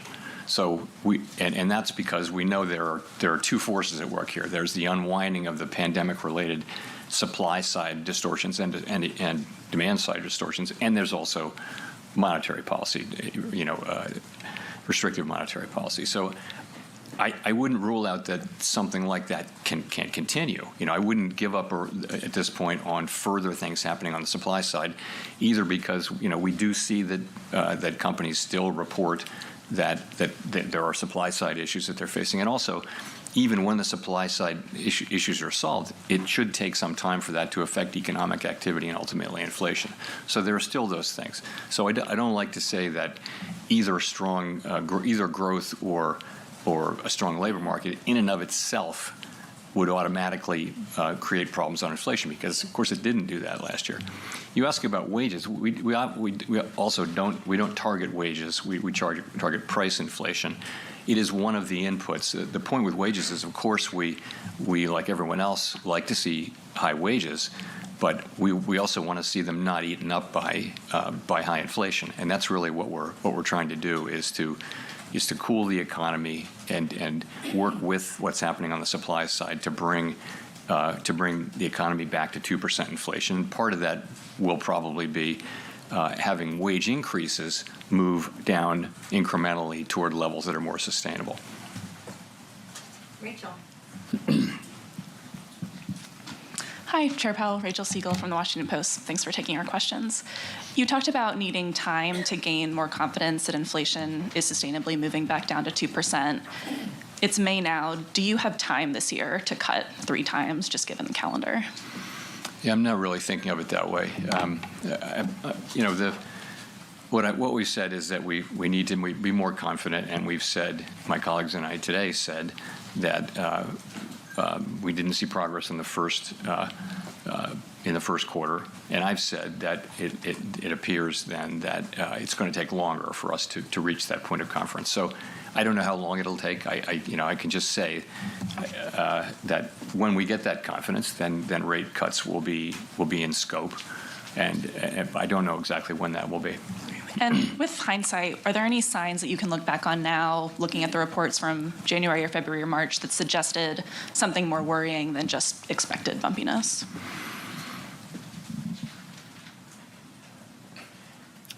Not really.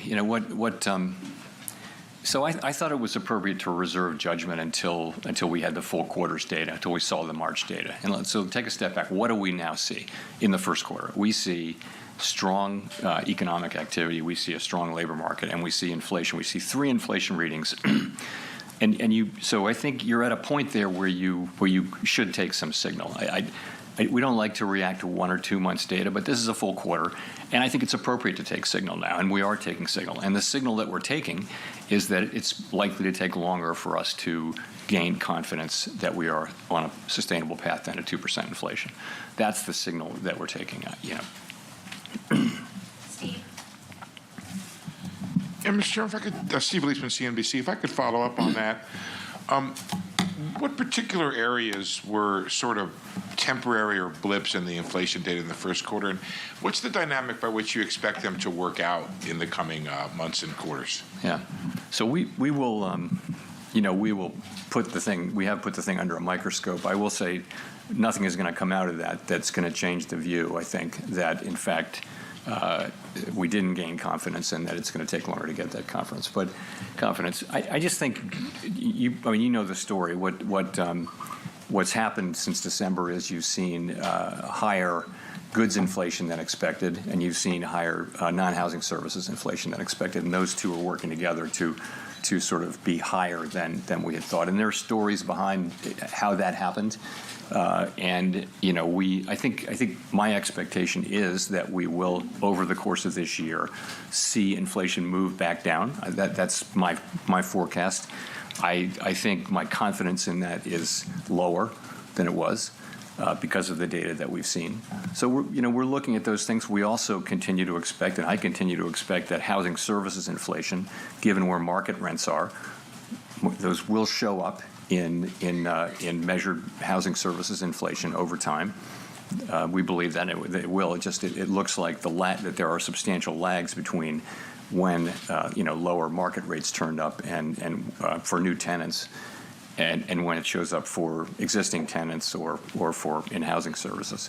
So, if I could just follow up, is there a bit of a contradiction in the idea that you are reducing quantitative tightening, which is sort of an easing, while you're holding rates steady at a restrictive rate to try to slow and cool the economy and inflation? Thank you.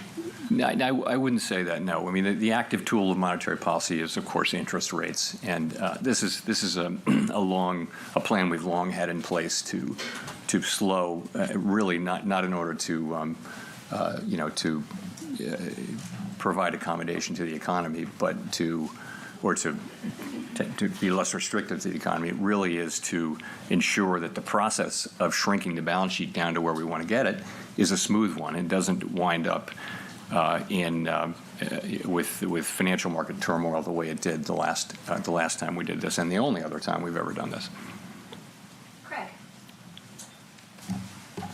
Craig Torres from Bloomberg. 2 questions. First, simple one. Given the run of data since March, has the probability in your mind of no cuts this year increased or stayed the same? That's the first question. Second question. Chair Powell, you joined the board in 2012, and I'm sure you remember, as I do, what the jobless recovery was like. Lawyers, accountants, all kinds of highly qualified people who couldn't get jobs.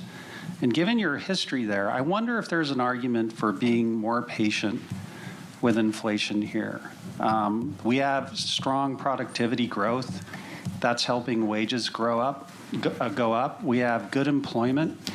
And so it seems to me there's a lot of hysteria about inflation. I agree, it's, nobody likes it, but is there an argument for being patient and working with the economic cycle to get it down over time? Thank you.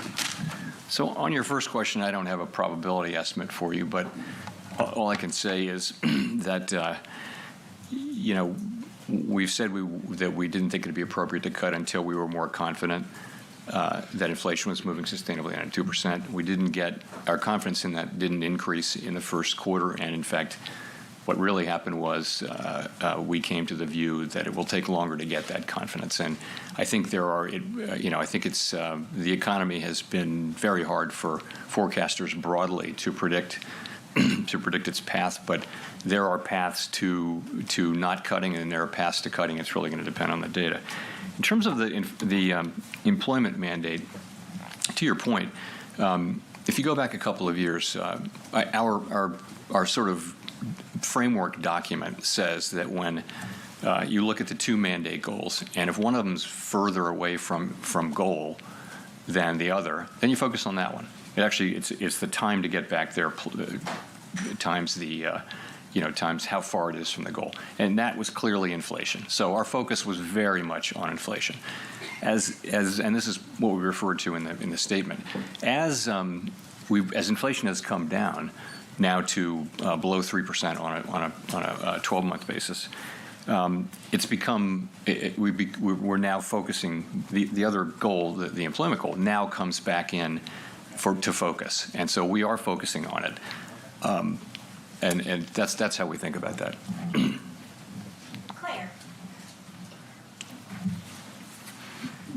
Claire Jones, Financial Times. Thanks a lot for the opportunity to ask the questions. Just to go back to the answer before the previous one, it seemed to suggest that you think the likeliest path of inflation is one that's going to allow you to have a situation where rates are lower at the end of the year than they are right now. It would be good if you could just confirm whether or not that's a correct reading. And the Q1 GDP print has led to some to start mentioning the term stagflation with respect to the US economy. Do you or anyone else on the FOMC think this is now a risk? Thank you. Yeah, I'm not dealing really in likelihoods. I think there are paths that the economy can take that would involve cuts, and there are paths that wouldn't. And I don't have great confidence in which of those paths. I think I would say my personal forecast is that we will begin to see further progress on inflation this year. I don't know that it will be sufficient. I don't know that it won't. I think we're going to have to let the data lead us on that. In terms of your question, your second question was stagflation. I guess I would say I was around for stagflation, and it was 10% unemployment. It was high single digits inflation. Right now we have and very slow growth. So right now we have 3% growth, which is pretty solid growth, I would say, by any measure, and we have inflation running under 3%. So I don't really understand where that's coming from. And in addition, I would say most forecasters, including our forecasting, was that last year's level of growth was very high, 3.4% in, I guess, the fourth quarter, and probably not going to be sustained and would come down. But that would be our forecast. That wouldn't be stagflation. That would still be to a very healthy level of growth. And of course, with inflation, we will return inflation to 2%, and that won't be. So I don't see the stag or the inflation, actually.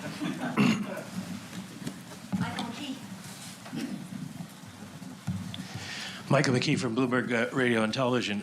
The vice chair of the FOMC said recently that he's willing to consider the idea that potential growth has moved up, and of course he's Mr. Potential Growth, our star. Do you share that view, and would that imply that maybe policy isn't tight enough? I think I would take that question this way. We saw a year of very high productivity growth in 2023, and we saw a year of, I think, negative productivity growth in 2022. So I think it's hard to draw from the data. The question is, will productivity run? There are two questions. One is, will productivity run, persistently above its longer run trend? I don't think we know that. In terms of potential output, though, if that's a separate question. We've had what amounts to a significant increase in the potential output of the economy. That's not about productivity. It was about having more labor, frankly, both through in 2023, both through participation and also through immigration. So we're very much like other forecasters and economists getting our arms around what that means for potential output this year and next year. And last year, for that matter, too. So I think in that case, I think you really do have a significant increase in potential output. But you've also got more supply. But those people also come in. They work. They have jobs. They spend. So you've also got demand.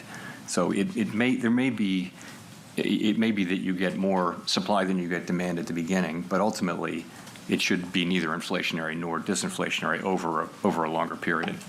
Well, you said earlier that. At this point, you're not really considering rate increases.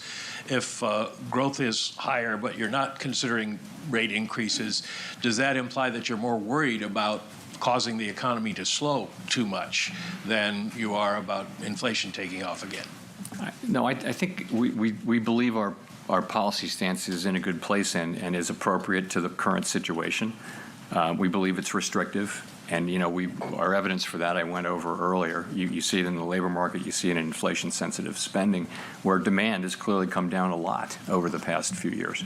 And that's more from monetary policy, whereas the supply side things that are happening are more on the supply side. So that's how I would think about it. Edward. Thank you, Mr. Chairman. Edward Lawrence from Fox Business. So GDP growth is about 2%. Inflation, employment is about 4%. It feels a lot like a steady state, and we have 3% inflation. So if the data remains the same that you're seeing, and I know you said you don't see a rate hike, but it stands to reason that you would need a rate hike to get from 3 to 2% inflation. So was there any discussion about a rate hike in today's meeting? And are you satisfied with 3% inflation for the rest of the year? Well, of course, we're not satisfied with 3% inflation. 3% can't be in a sentence with satisfied. So we will return inflation to 2% over time, but over time. And we think our policy stance is appropriate to do that. So if we were to conclude that policy is not sufficiently restrictive to bring inflation sustainably down to 2%, then that would be what it would take for us to want to increase rates. We don't see that. We don't see evidence for that. So that's where we are. Was there a discussion about a rate hike at all? So the policy focus has really been on what to do about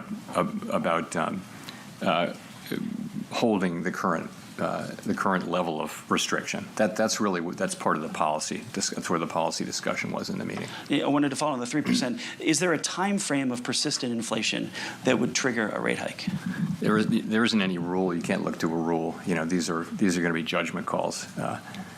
Clearly, restrictive monetary policy needs more time to do its job. That is pretty clear based on what we're seeing. How long that will take and how patient we should be, it's going to depend on the totality of the data, how the outlook evolves. Victoria. Hi, Victoria Guido with Politico. You've talked about your commitment to being apolitical and nonpartisan, and I was just wondering, given that it's an election year, is the bar for rate changes higher close to an election? And similarly, is there a significant economic difference between, starting to cut in, say, September versus December? So we're always going to do what we think the right thing for the economy is when we come to that consensus view that it's the right thing to do for the economy. That's our record. That's what we do. We're not looking at anything else. It's hard enough to get the economics right here. These are difficult things. And if we were to take on a whole nother set of factors and use that as a new filter, it would reduce the likelihood we'd actually get the economics right.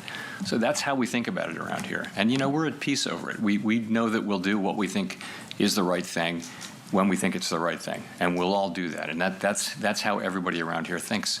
So I can't say it enough that we just don't go down that road. If you go down that road, where do you stop? And we're not on that road. We're on the road where we're serving all the American people and making our decisions based on the data and how those data affect the outlook and the balance of risks.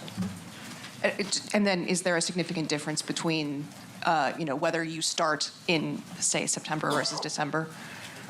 And there's a significant difference between an institution that takes into account all sorts of political events and one that doesn't. That's where the significant difference is. And we just don't do that. I mean, you can go back and read the transcripts for this is my fourth presidential election here. Read all the transcripts and see if anybody mentions in any way the pending election. It just isn't part of our thinking. It's not what we're hired to do. If we start down that road, I don't know how you stop. So.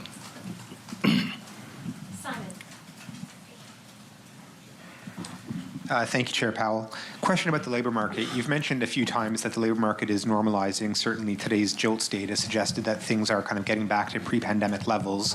One thing that hasn't normalized is wage growth, which is still quite a bit stronger than before the pandemic. I wonder if you can share your analysis of why that's happening. Is it a lagging indicator or something else going on? So I think if you go back to where wages peaked, wage increases peaked a couple, 3 years ago, essentially all wage measures have come down substantially to that. But they are not down to where they were before the pandemic. They're still roughly a percentage point higher. And we've seen pretty consistent progress, but not uniformly. And you'll note the ECI reading from Tuesday was expected to have come down, and essentially it was flat year over year, I think, roughly. So, yeah, I mean, that part of it is bumpy.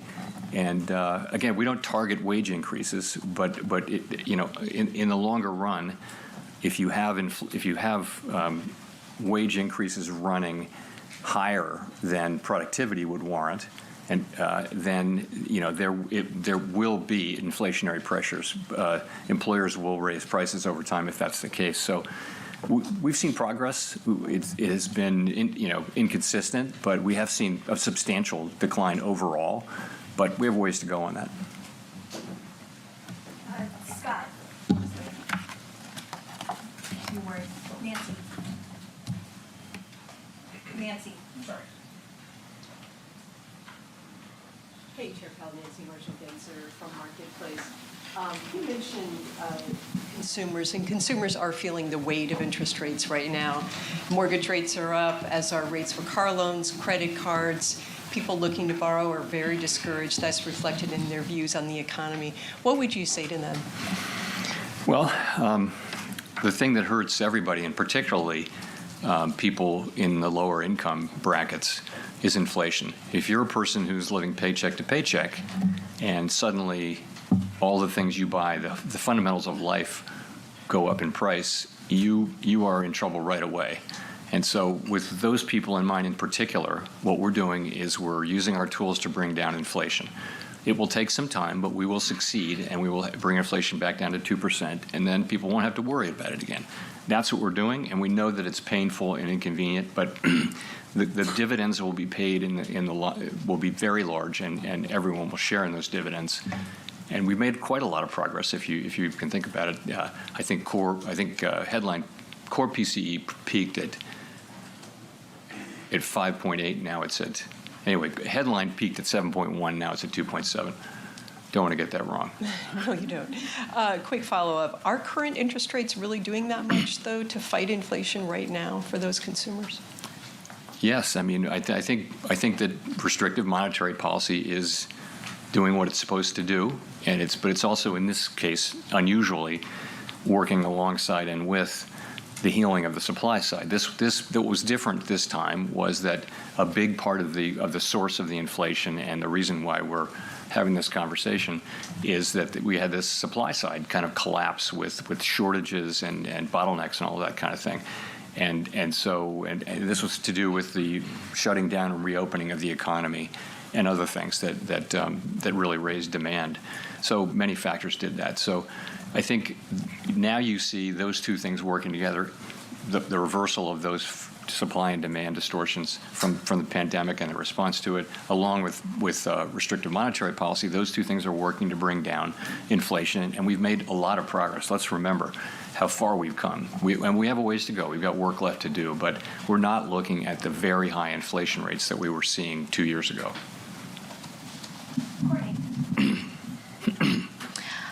Courtney Brown from Axios. Thanks for taking our questions, Chair Powell. I wanted to follow up on something you mentioned earlier on housing inflation. There's kind of been this long-awaited disinflation in shelter that still hasn't arrived. So I guess two questions.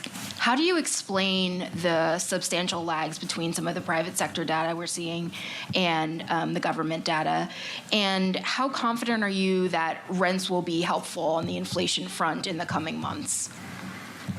So essentially, there are a number of places in the economy where there are just lag structures built into the inflation process, and housing is one of them. So when you have when someone a new person goes to rent an apartment, that's called market rent, and you can see market rents are barely going up at all. The inflation in those has been very low. But it takes, before that, they were incredibly high. They sort of led the high part. So what happens is those market rents take years, actually, to get all the way into rents for tenants who are rolling over their leases. Landlords don't tend to charge as much of an increase to a rollover tenant for whatever reason. And what that does is it builds up a sort of an unrealized portion of increases when there have been big increases. And what happens is, it's complicated, but the story is it just takes some time for that to get in. Now, I am confident that as long as market rents remain low, this is going to show up in measured inflation, assuming that market rents do remain low. What will be the exact timing of it? I think we've learned that the lags are longer. We now think significantly longer than we thought at the beginning. And so confident that it will come, but not so confident in the timing of it. But yes, I expect that this will happen. Thanks. Nick Jasinski. Thank you, Chair Powell, for taking the questions. This is Nicholas Jasinski from Barron's Magazine. It seems that over the past 3 or 4 years, economies and central banks in developed markets at least have been on more or less the same trajectory. Easing during the pandemic, fighting inflation with restrictive policy on the way out. It feels like that may be ending in 2024 based on some of the economic data from Europe and the US and Japan and statements from those central banks as well. So my question is, what considerations or risks does a period of more divergent global economic trajectories and central bank policies present for the FOMC? So you're right. I think that may happen, and you know that we all serve domestic mandates, right? So I think the difference between the United States and other countries that are now considering rate cuts is that they're just not having the kind of growth we're having. Their inflation is performing about like ours or maybe a little better, but they're not experiencing the kind of growth we're experiencing. So we actually have the luxury of having strong growth and a strong labor market, very low unemployment, high job creation, and all of that. And we can be patient, and we'll be careful and cautious as we approach the decision to cut rates, whereas I think other jurisdictions may go before that. In terms of the implications, I think obviously markets see it coming. It's priced in now, and so I think markets and economies can adapt to it. And I think we haven't seen, in addition for the emerging market economies, we haven't seen the kind of turmoil that was more frequent 20 years ago, 30 years ago. And that's, I think, partly because emerging market countries, many of them have much better monetary policy frameworks, much more credibility on inflation. And so they're navigating this pretty well this time. Jennifer. Thank you, Chair Powell. Jennifer Schonberger with Yahoo Finance. You sort of backed away from the notion that the economy would need to encounter pain for inflation to come back down. But given sticky inflation data in the first quarter, can disinflation still happen along a relatively painless path for the economy, or is some softening in the labor market and the economy likely needed to bring inflation back down? So you're right.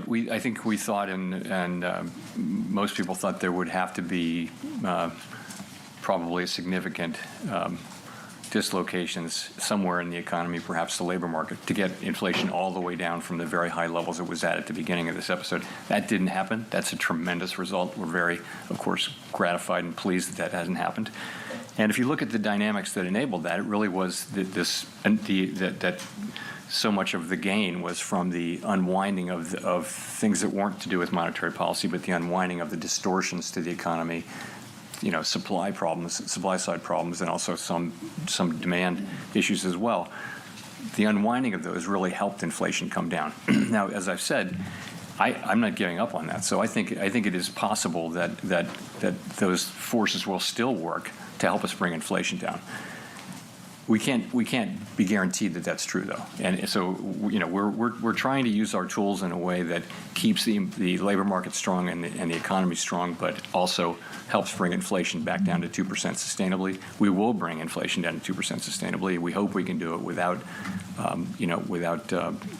significant dislocations in the labor market or elsewhere. And speaking of dislocations in the labor market, in terms of cutting, you said if there were weakness in the job market, that could be a reason to cut rates. So if the unemployment rate were to tick above 4%, but inflation not back down to your 2% target, how would you look at that? Would the unemployment rate popping back above 4% catch your attention?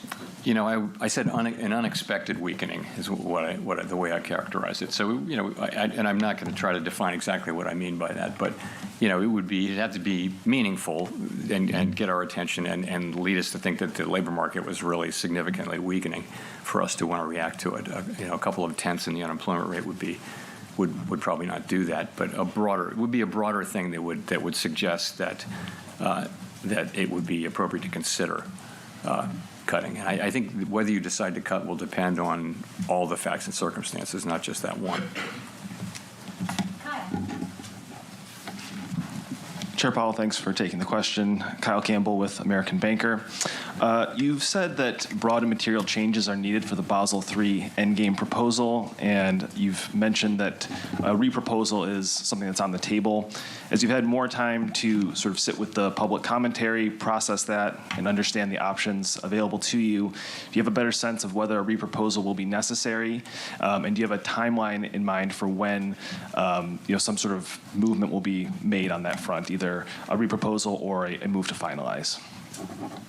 So let me start by saying that the Fed is committed to, completing this process and carrying out Basel III endgame in a way that's faithful to Basel and also comparable to what the other large comparable jurisdictions are doing. We haven't made any decisions on policy or on process at all. Nothing. No decisions have been made. I'll say again, though, if we conclude that reproposal is appropriate, we won't hesitate to insist on that. And then do you need to resolve issues with the capital proposal in order to advance other parts of the regulatory agenda, or do you expect to continue to make progress on those other agenda items? There's no mechanical rule in place there, but I would say that the Basel III process is by far the most important thing, and really is, I think, occupying us at this time in terms of what we're moving ahead with. Let's go to Mark for the last question. Thank you, Mark Hamrick with Bankrate. Mr. Chairman, what can you tell us about the approach that you take with your role in the sense of trying to achieve consensus, which you recently identified as a priority, while allowing for a range of views or even dissent? We don't see many dissenting votes in the official statements, even when more spirited discussions are noted in the minutes after the fact. How do you avoid groupthink and avoid a higher risk of a policy mistake? Thank you. So I think if you listen to, and you all do, listen to my 18 colleagues on the FOMC, you'll see that we do not lack for a diversity of voices and perspectives. We really don't. And it's one of the great aspects of the Federal Reserve System. We have 12 reserve banks around the country where they have their own economic staff, not the people who work here at the board. They're different people, and so each reserve bank has its own culture around monetary policy and its own approach and that kind of thing. It guarantees you a diversity of perspectives. So I think that the perspectives are very diverse. But and in terms of dissents, we have dissents, and a thoughtful dissent is a good thing. If someone really makes you think, that kind of thing. But all I can say from my standpoint is I listen carefully to people. I try to incorporate their thinking, or do everything I can to incorporate their thinking into what we're doing. And I think many people, if they feel that's happening, that for most people, most of the time, that'll be enough. But I'm not. It's not frowned upon or illegal or against the rules or anything like that. It just is the way things come out. And I think we have a very diverse group around the people. Frankly, more diverse than it used to be in many dimensions. More diverse from the obvious, gender and demographic ways, but we have more people who are not PhD economists. So we have people from business and law and academia and things like that. So I think you actually do have quite a good diverse perspective. I think all of us read these stories about a lack of diversity, and we look around the room and say, I don't understand. I really don't understand what they're talking about. So, but I get the question though. Thank you very much. The chairman of the Federal Reserve. That news conference ended almost as soon as it started. The Fed chair thinks we're restrictive. Here are the scores for you. In the equity market on the S&P 500, boom, vertical, almost straight away as soon as he started speaking. The equity market positive by 1% on the S&P, and the Nasdaq up by 1.1%. The small caps bouncing back from a very, very bad April. Here in May, up by almost 2%. If you switch up the board once again, if it's a Fed decision day, apparently it's a rally for the 2-year. Yields are lower by 7 basis points, 496.22, and I think it's about 4:20 a.m. in Tokyo.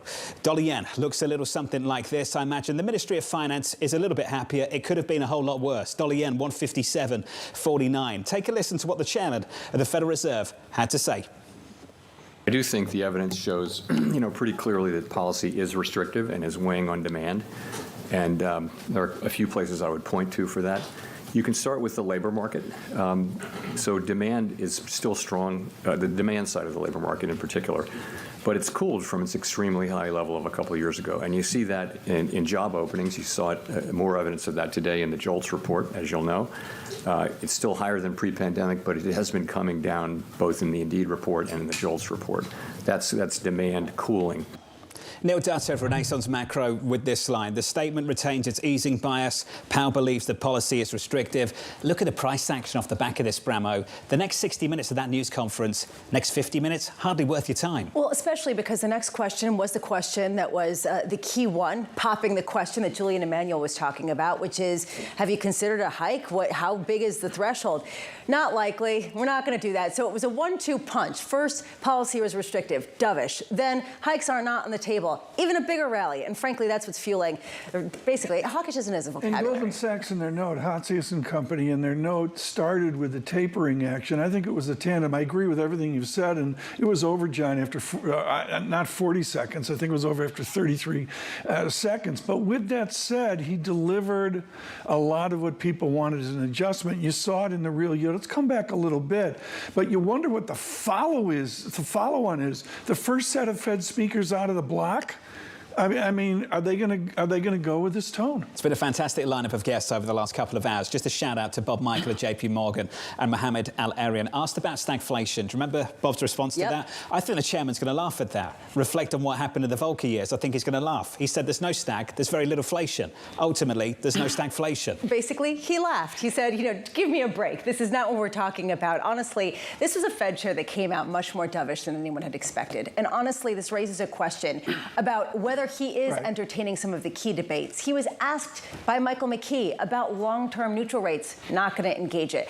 Asked about long and variable lags, sticking to script. There was no sense that he had entertained a lot of the fundamental debates that are dividing Wall Street in a really serious way, and I'm not sure where that leaves people. I noticed that off the GDP, where we've got a 1.6% statistic, what we heard interview after interview was domestic final sales was actually pretty buoyant. And that's what he alluded to when he went after the stagflation. Let's be clear, they're not going to cut anytime soon based on what we just heard. The easing bias remains. It's just the amount of price action we've seen over the last couple of months. When we talked about the Fed chair being hawkish, it was hawkish relative to what? We've had this conversation all day. Relative to the previous meeting, maybe. Relative to the price action, where we're priced for right now, very difficult to do. The bar for that was so high, given the fact that this market is only priced for one cut in 2024. Yeah, this didn't push against that. I mean, this could very much be consistent with only one rate cut. And that's why you're seeing a bigger move, arguably, in stocks than in bonds. Basically, this is the perfect mix for stocks, where people said you just need the tail risk of a hike off the table. He did that. And then you can really go to the races. When we get to Dudley, I'm going to talk about what wasn't talked about too much, which is the labor economy. What evidence do they need to see in the labor economy to really become accommodative? And to me, that's still really unanswered. I don't think it's claims. Maybe it's wages coming down, a la Tom Porcelli and others. But I just really wonder what the labor dialogue is here rather than the parlor game of what inflation. TK, you're right, but I would pair that with inflation. I think that's really important. Well, they have to Would these hot inflation prints temper their ability to respond to adverse shocks? The so-called Fed put. Based on what we just heard in the last 60 minutes, the Fed put is alive and well. Basically, stagflation's not on the table. Stop it already. And that's basically what we heard. Can you set up a course where we have Frankfurt and London question quality brought over to Washington? Can you arrange that? Would you like me to offend everyone? No, I'm going to say it right now. There are too many questions that are off topic of the dual mandate of price change. Ethan Harris on fire on LinkedIn on this, and on the labor economy. I didn't hear enough about the labor economy. I have to admit, I disagree with you. You're going to defend the press. I want to defend disagrees with me. I felt like after the first two questions, people tried every which angle to get something more. It wasn't happening. Period. Full stop. He was going to say what he was going to say, which is essentially we haven't shifted our stance that much. We're not going to hike rates. Goodbye. See you next time. Let's speak to a man who's been on the other end of some of these questions. Bill Dudley, former New York Fed president and Bloomberg Economics senior advisor. Bill, what did you make of that performance in that news conference? I think your interpretation is exactly right. It was quite dovish. I mean, he basically said that despite the news that's come in, economy stronger than expected, inflation not so good in the first 3 months of the year, the whole game plan is basically unchanged. We're going to keep rates here until we're highly confident that we're going to get inflation down to 2%. No hint whatsoever of a rate hike. No hint that it's not going to work. So the market reaction, I think, was pretty appropriate given what he said.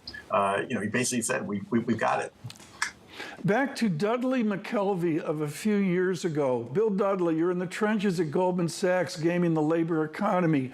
What data in the labor economy is important to Chairman Powell to really become accommodative? Well, I think it's the notion that the labor market is really starting to somehow fall apart, and the unemployment rate is starting to rise significantly. He was asked pretty explicitly about that, and he basically said 1 or 2% rise in the unemployment rate wouldn't really disturb him. I think the interesting question is if the labor market really starts to deteriorate, the problem is that the next stop typically is a recession.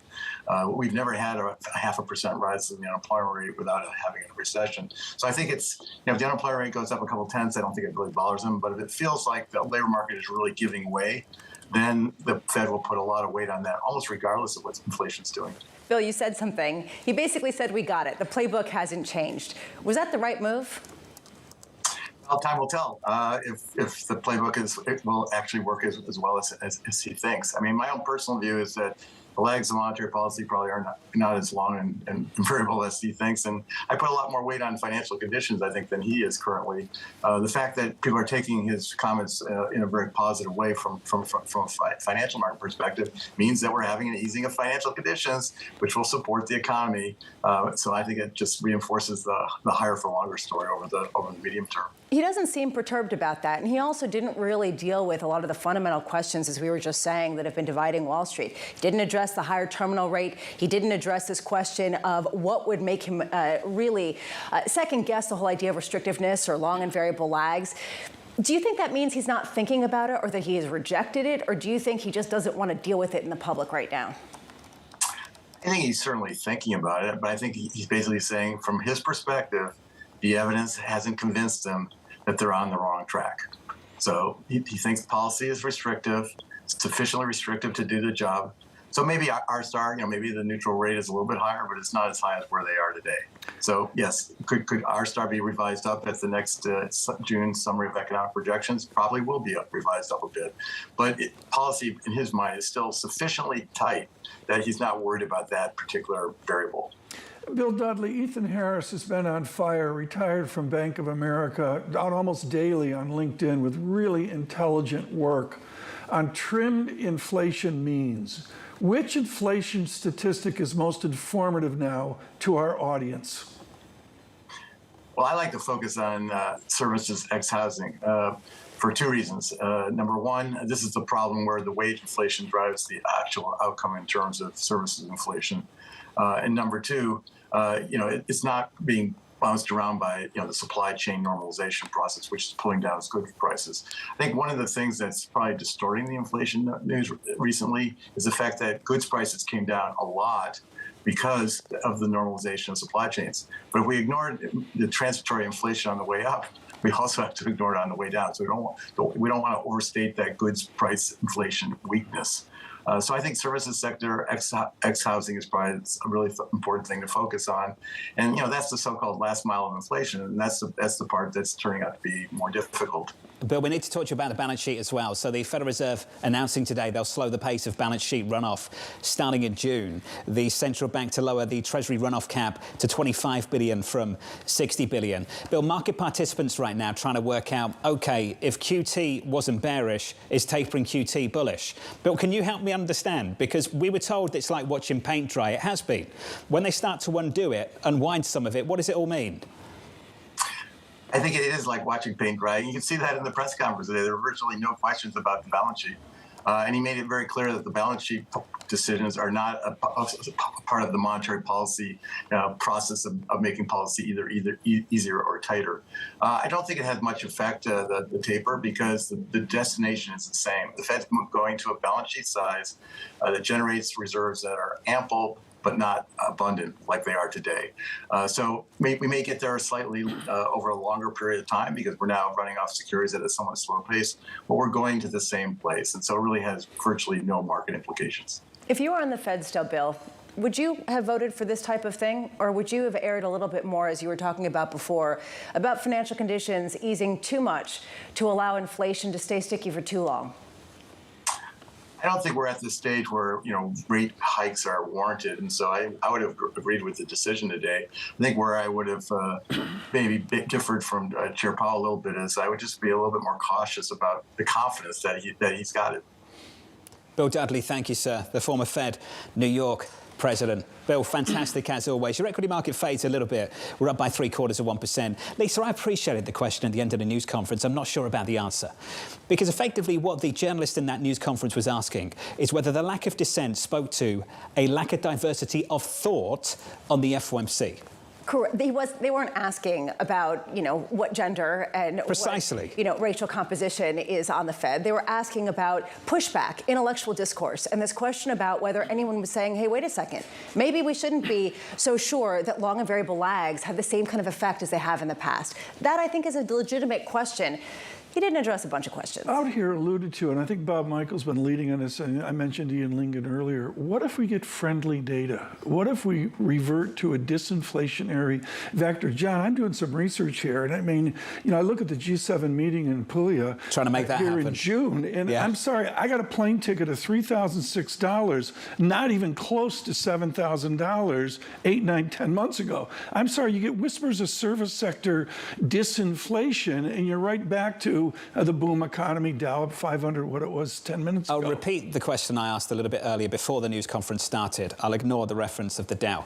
The 3-month average on payrolls is 276. The Federal Reserve Chair has just established, conveyed quite clearly that the Fed put is alive and well. They're willing to respond to adverse shocks, downside surprises, particularly if they emerge in the labour market. Now, I'm trying to wonder, Lisa, what it would take to reintroduce the rate cut conversation. Clearly, they still have a bias to ease, to cut interest rates. Would it be a downside surprise on Friday? Would that be sufficient? What would we need to see to get people talking about a different thing, not about hiking, about being sufficiently restrictive? After what we've just witnessed in that news conference, what would it take to have a series of guests to start talking about July at the Federal Reserve? And Jay Powell himself might have said, well, it would take a substantial weakening in the labor market.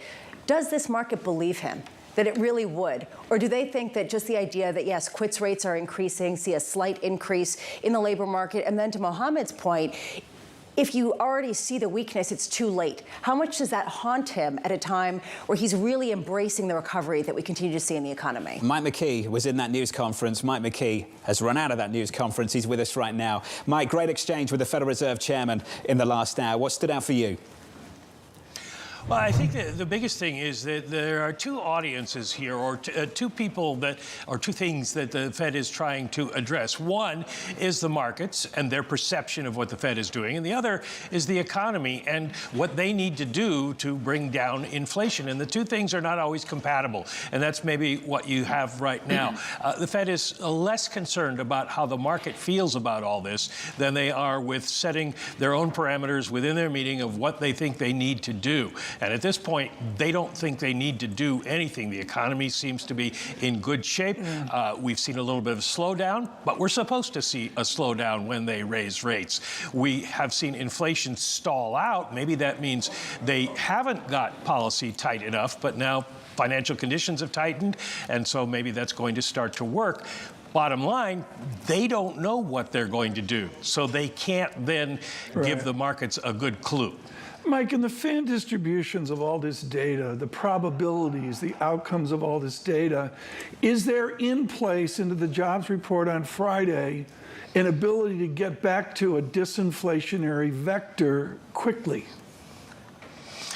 Probably not, in the sense that we don't have any indication that hiring is going to significantly slow, meeting any of the conditions that Jay Powell was talking about for a rate cut. And wages, from all the other measures we've seen, have still been running above inflation. So at this point, one indicator isn't going to do it. It would take much more than that. If we got a significant rise in unemployment for some reason, then that would set some antenna up, but it wouldn't push anybody to do anything at this point. Mike, we talked a lot about how the key question was going to be whether they were entertaining the idea of rate hikes. Were you surprised that he completely dismissed that outright? No, I wasn't surprised because, Lisa, you just have to play game theory and ask, what would have happened if he didn't dismiss it? Then all of a sudden you've got people really moving the markets around, trying to price for something like that. At this point, the Fed doesn't see a reason to raise rates because they think that overall the economy is slowing a little bit as they want it to, and it is doing so without rise in unemployment. So things are kind of working out the way they had planned. Mike McKee, great work as always, buddy. We'll catch up with you tomorrow morning. Mike McKee there, breaking it down for you down in Washington, D.C. That pop in the equity market, getting sold just a little bit. We're still positive, but Tom, only by 0.4%. Can I go to November 7? November 7 is 2 days after a modest election. I'm sorry, but that's the meeting I'm focused on. November 7 could be wild. Hey, he was pretty direct nuts about it in the news conference. They do not want to talk about politics at all. Not part of the conversation. And they want to give the sense that they truly are independent at a time where they're actually being challenged in terms of their independence. The more people start talking about, when people, I mean, the former President Trump comes out and starts talking about the potential for, taking ownership over Fed decision-making, they're going to be that much more adamant about being I'm waiting for him to address that story that came out from the Journal in the last week. Still anonymous sources around the president talking about these issues. These are big issues. Don't you feel like people are kind of like spitballing out there and seeing how the people react to it before they really kind of put any emphasis behind it? Jeff Rosenberg's got things to say about this. Joins us now from BlackRock. He really doesn't. Not that. Stick with us, Jeff. I'm not going there. Don't worry. Jeff, it's great to catch up with you as always, sir. After what you just heard, does it make you incrementally more bullish in any way, shape or form? Well, let's just say that going into this meeting, there was a lot of bearishness and fear that he would come out more hawkish. If you even look at, Bloomberg Economics put out their kind of preview, it was overwhelmingly expecting a very hawkish message. So I think there's a lot of relief here that the chairman stayed true to what we've seen from this chairman. He's been very much on the other side, has been one-sided, looking at the glass half full and reiterating, kind of the key point around an asymmetric response function. If inflation is higher, and it has been higher over the last 3 months, okay, we won't cut as soon as we were anticipating. But the questions and people who tried to pigeonhole him on, are you going to hike? Did you talk about hikes? Just deflected all of that, and that was a relief. So the reiteration on the asymmetry, as a result of the reiteration on they believe that policy is sufficiently restrictive. Those are two key things here that keeps a more dovish orientation in the face of some challenging economic data. Jeff Rosenberg, on Planet BlackRock, is the economy doing okay? Is the real misestimation here a 1.6% GDP, which made a lot of news, but domestic final sales were much, much better? Is it better out there than we actually think, and that's why we heard a dovish Powell today? Well, I think you have a mixture there, and you've heard it, as part of the exchange during the Q&A. In the aggregate data, yes, 1.6 understates it, because as you rightly point out, if we look at domestic demand, it's running at a stronger level. So the economy in aggregate terms is stronger. But what Bob Michel talked about in the earlier, or Michael, I'm not sure which way you pronounce it, talk about is, there are pockets. Was that some BlackRock shade? Yes. Is that what that was? That was 100% Over at JP Morgan. I can confirm it's Michael. Carry on, Jeff. Thank you. So there are pockets of hurt going on here, but there are also pockets of strength. So you have a distributional aspect in terms of what's going on in terms of the economic growth side, but clearly the amount of slowing, it was a question in the Q&A, didn't you need to have more pain to get the disinflation? Good news is we're still on the path of the immaculate disinflation, and the growth side is holding up. So I think that's quite supportive here to the risky asset perspective. It seems like this is more supportive to the risky assets than it is to government bonds, right? I mean, this basically raises the specter of taking a rate hike off the table, which will benefit stocks of companies that have done really well with respect to earnings, but doesn't necessarily give that much of a boost to government bonds that are still subject to higher for longer. Is that kind of your view in terms of positioning on the heels of this, on the margin? Yeah, and I think we have to segment between the front end of the curve and the back end of the curve.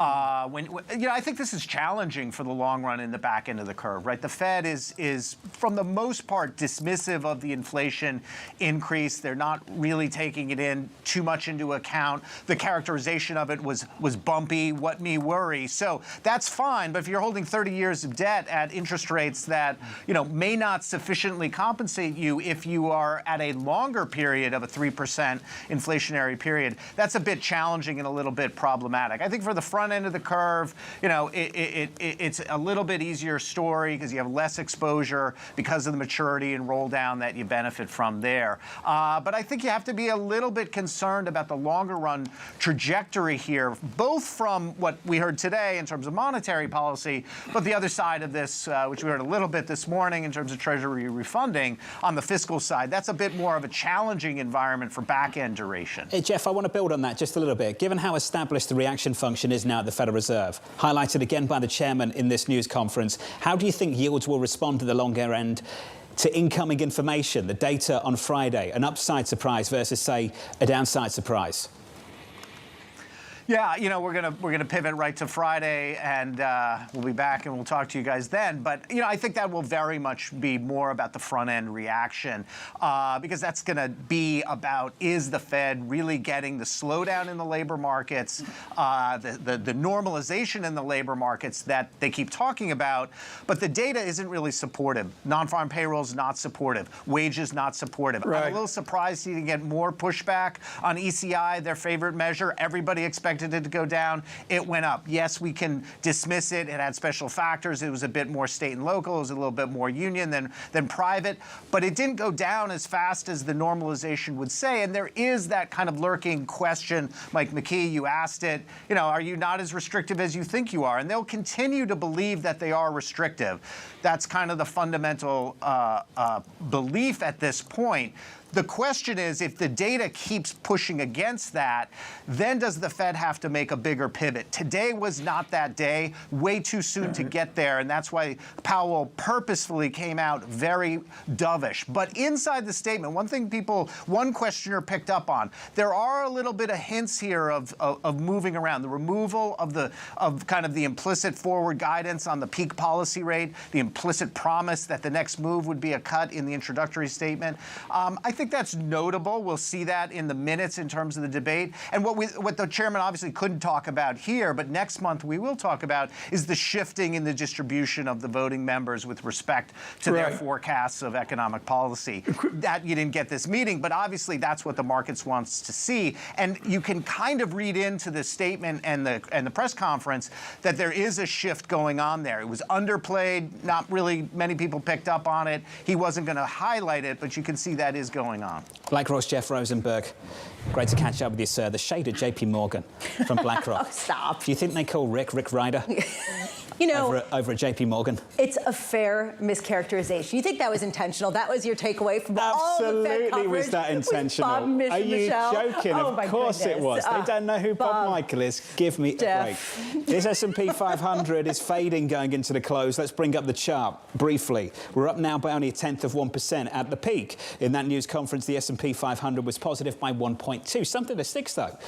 Interestingly, here, Lisa, is the rally in bonds. The 2-year still down by about 8 basis points. It took the prospect of hikes off the table, so that potential tail risk, not necessarily there. I thought what Jeff Rosenberg said, though, about the long end was interesting, and we're not seeing it in the price action at all. Same. But that in the longer run, this becomes a real problem for the long end. Essentially, if you have a Fed that is hardwired to cut rates on any weakness, but not necessarily to hike rates on the sense of any kind of durability of inflation, does that mean that inflation is going to stay higher for longer and that there needs to be a higher risk premium? I was pleased you took the conversation there, Lisa. This from Mohammed Al-Arian out on X, formerly known as Twitter, with this to say, the question now, this is an important one, which will only be answered in a few weeks when the meeting's minutes are released, is the extent to which his remarks reflect his own biases or constitute an accurate summary of what was discussed by him and his FOMC colleagues. And the Fed speak's going to start pretty immediately, Tom, almost straight after this, going into payrolls. We're going to hear from Fed officials. I agree. The Fed speak's important. If we get a 240 on survey on non-farm payrolls, 3 months trailing, 240, 303, 270. That's a fully employed America. Well, and you raised a real interesting question, which is essentially, is there now a new asymmetry in the market where the long end will sell off disproportionately if we do get a really big or hot print in the labor market? Essentially, the Fed's not going to look at this as a reason to hike or even to keep rates higher for longer necessarily, but it could mean longer term there could be a much more inflationary pressure under the hood. Really important stuff ahead of payrolls on Friday. As Tom mentioned, the estimate in our survey, 240,000. The previous number, 303. Coming up next on The Close, counting you into that, about 15 minutes away, Seth Carpenter, Chief Global Economist at Morgan Stanley. For the three of us, we'll see you again. Same time, same place for the next Federal Reserve decision. From New York City, this was the Fed Decides.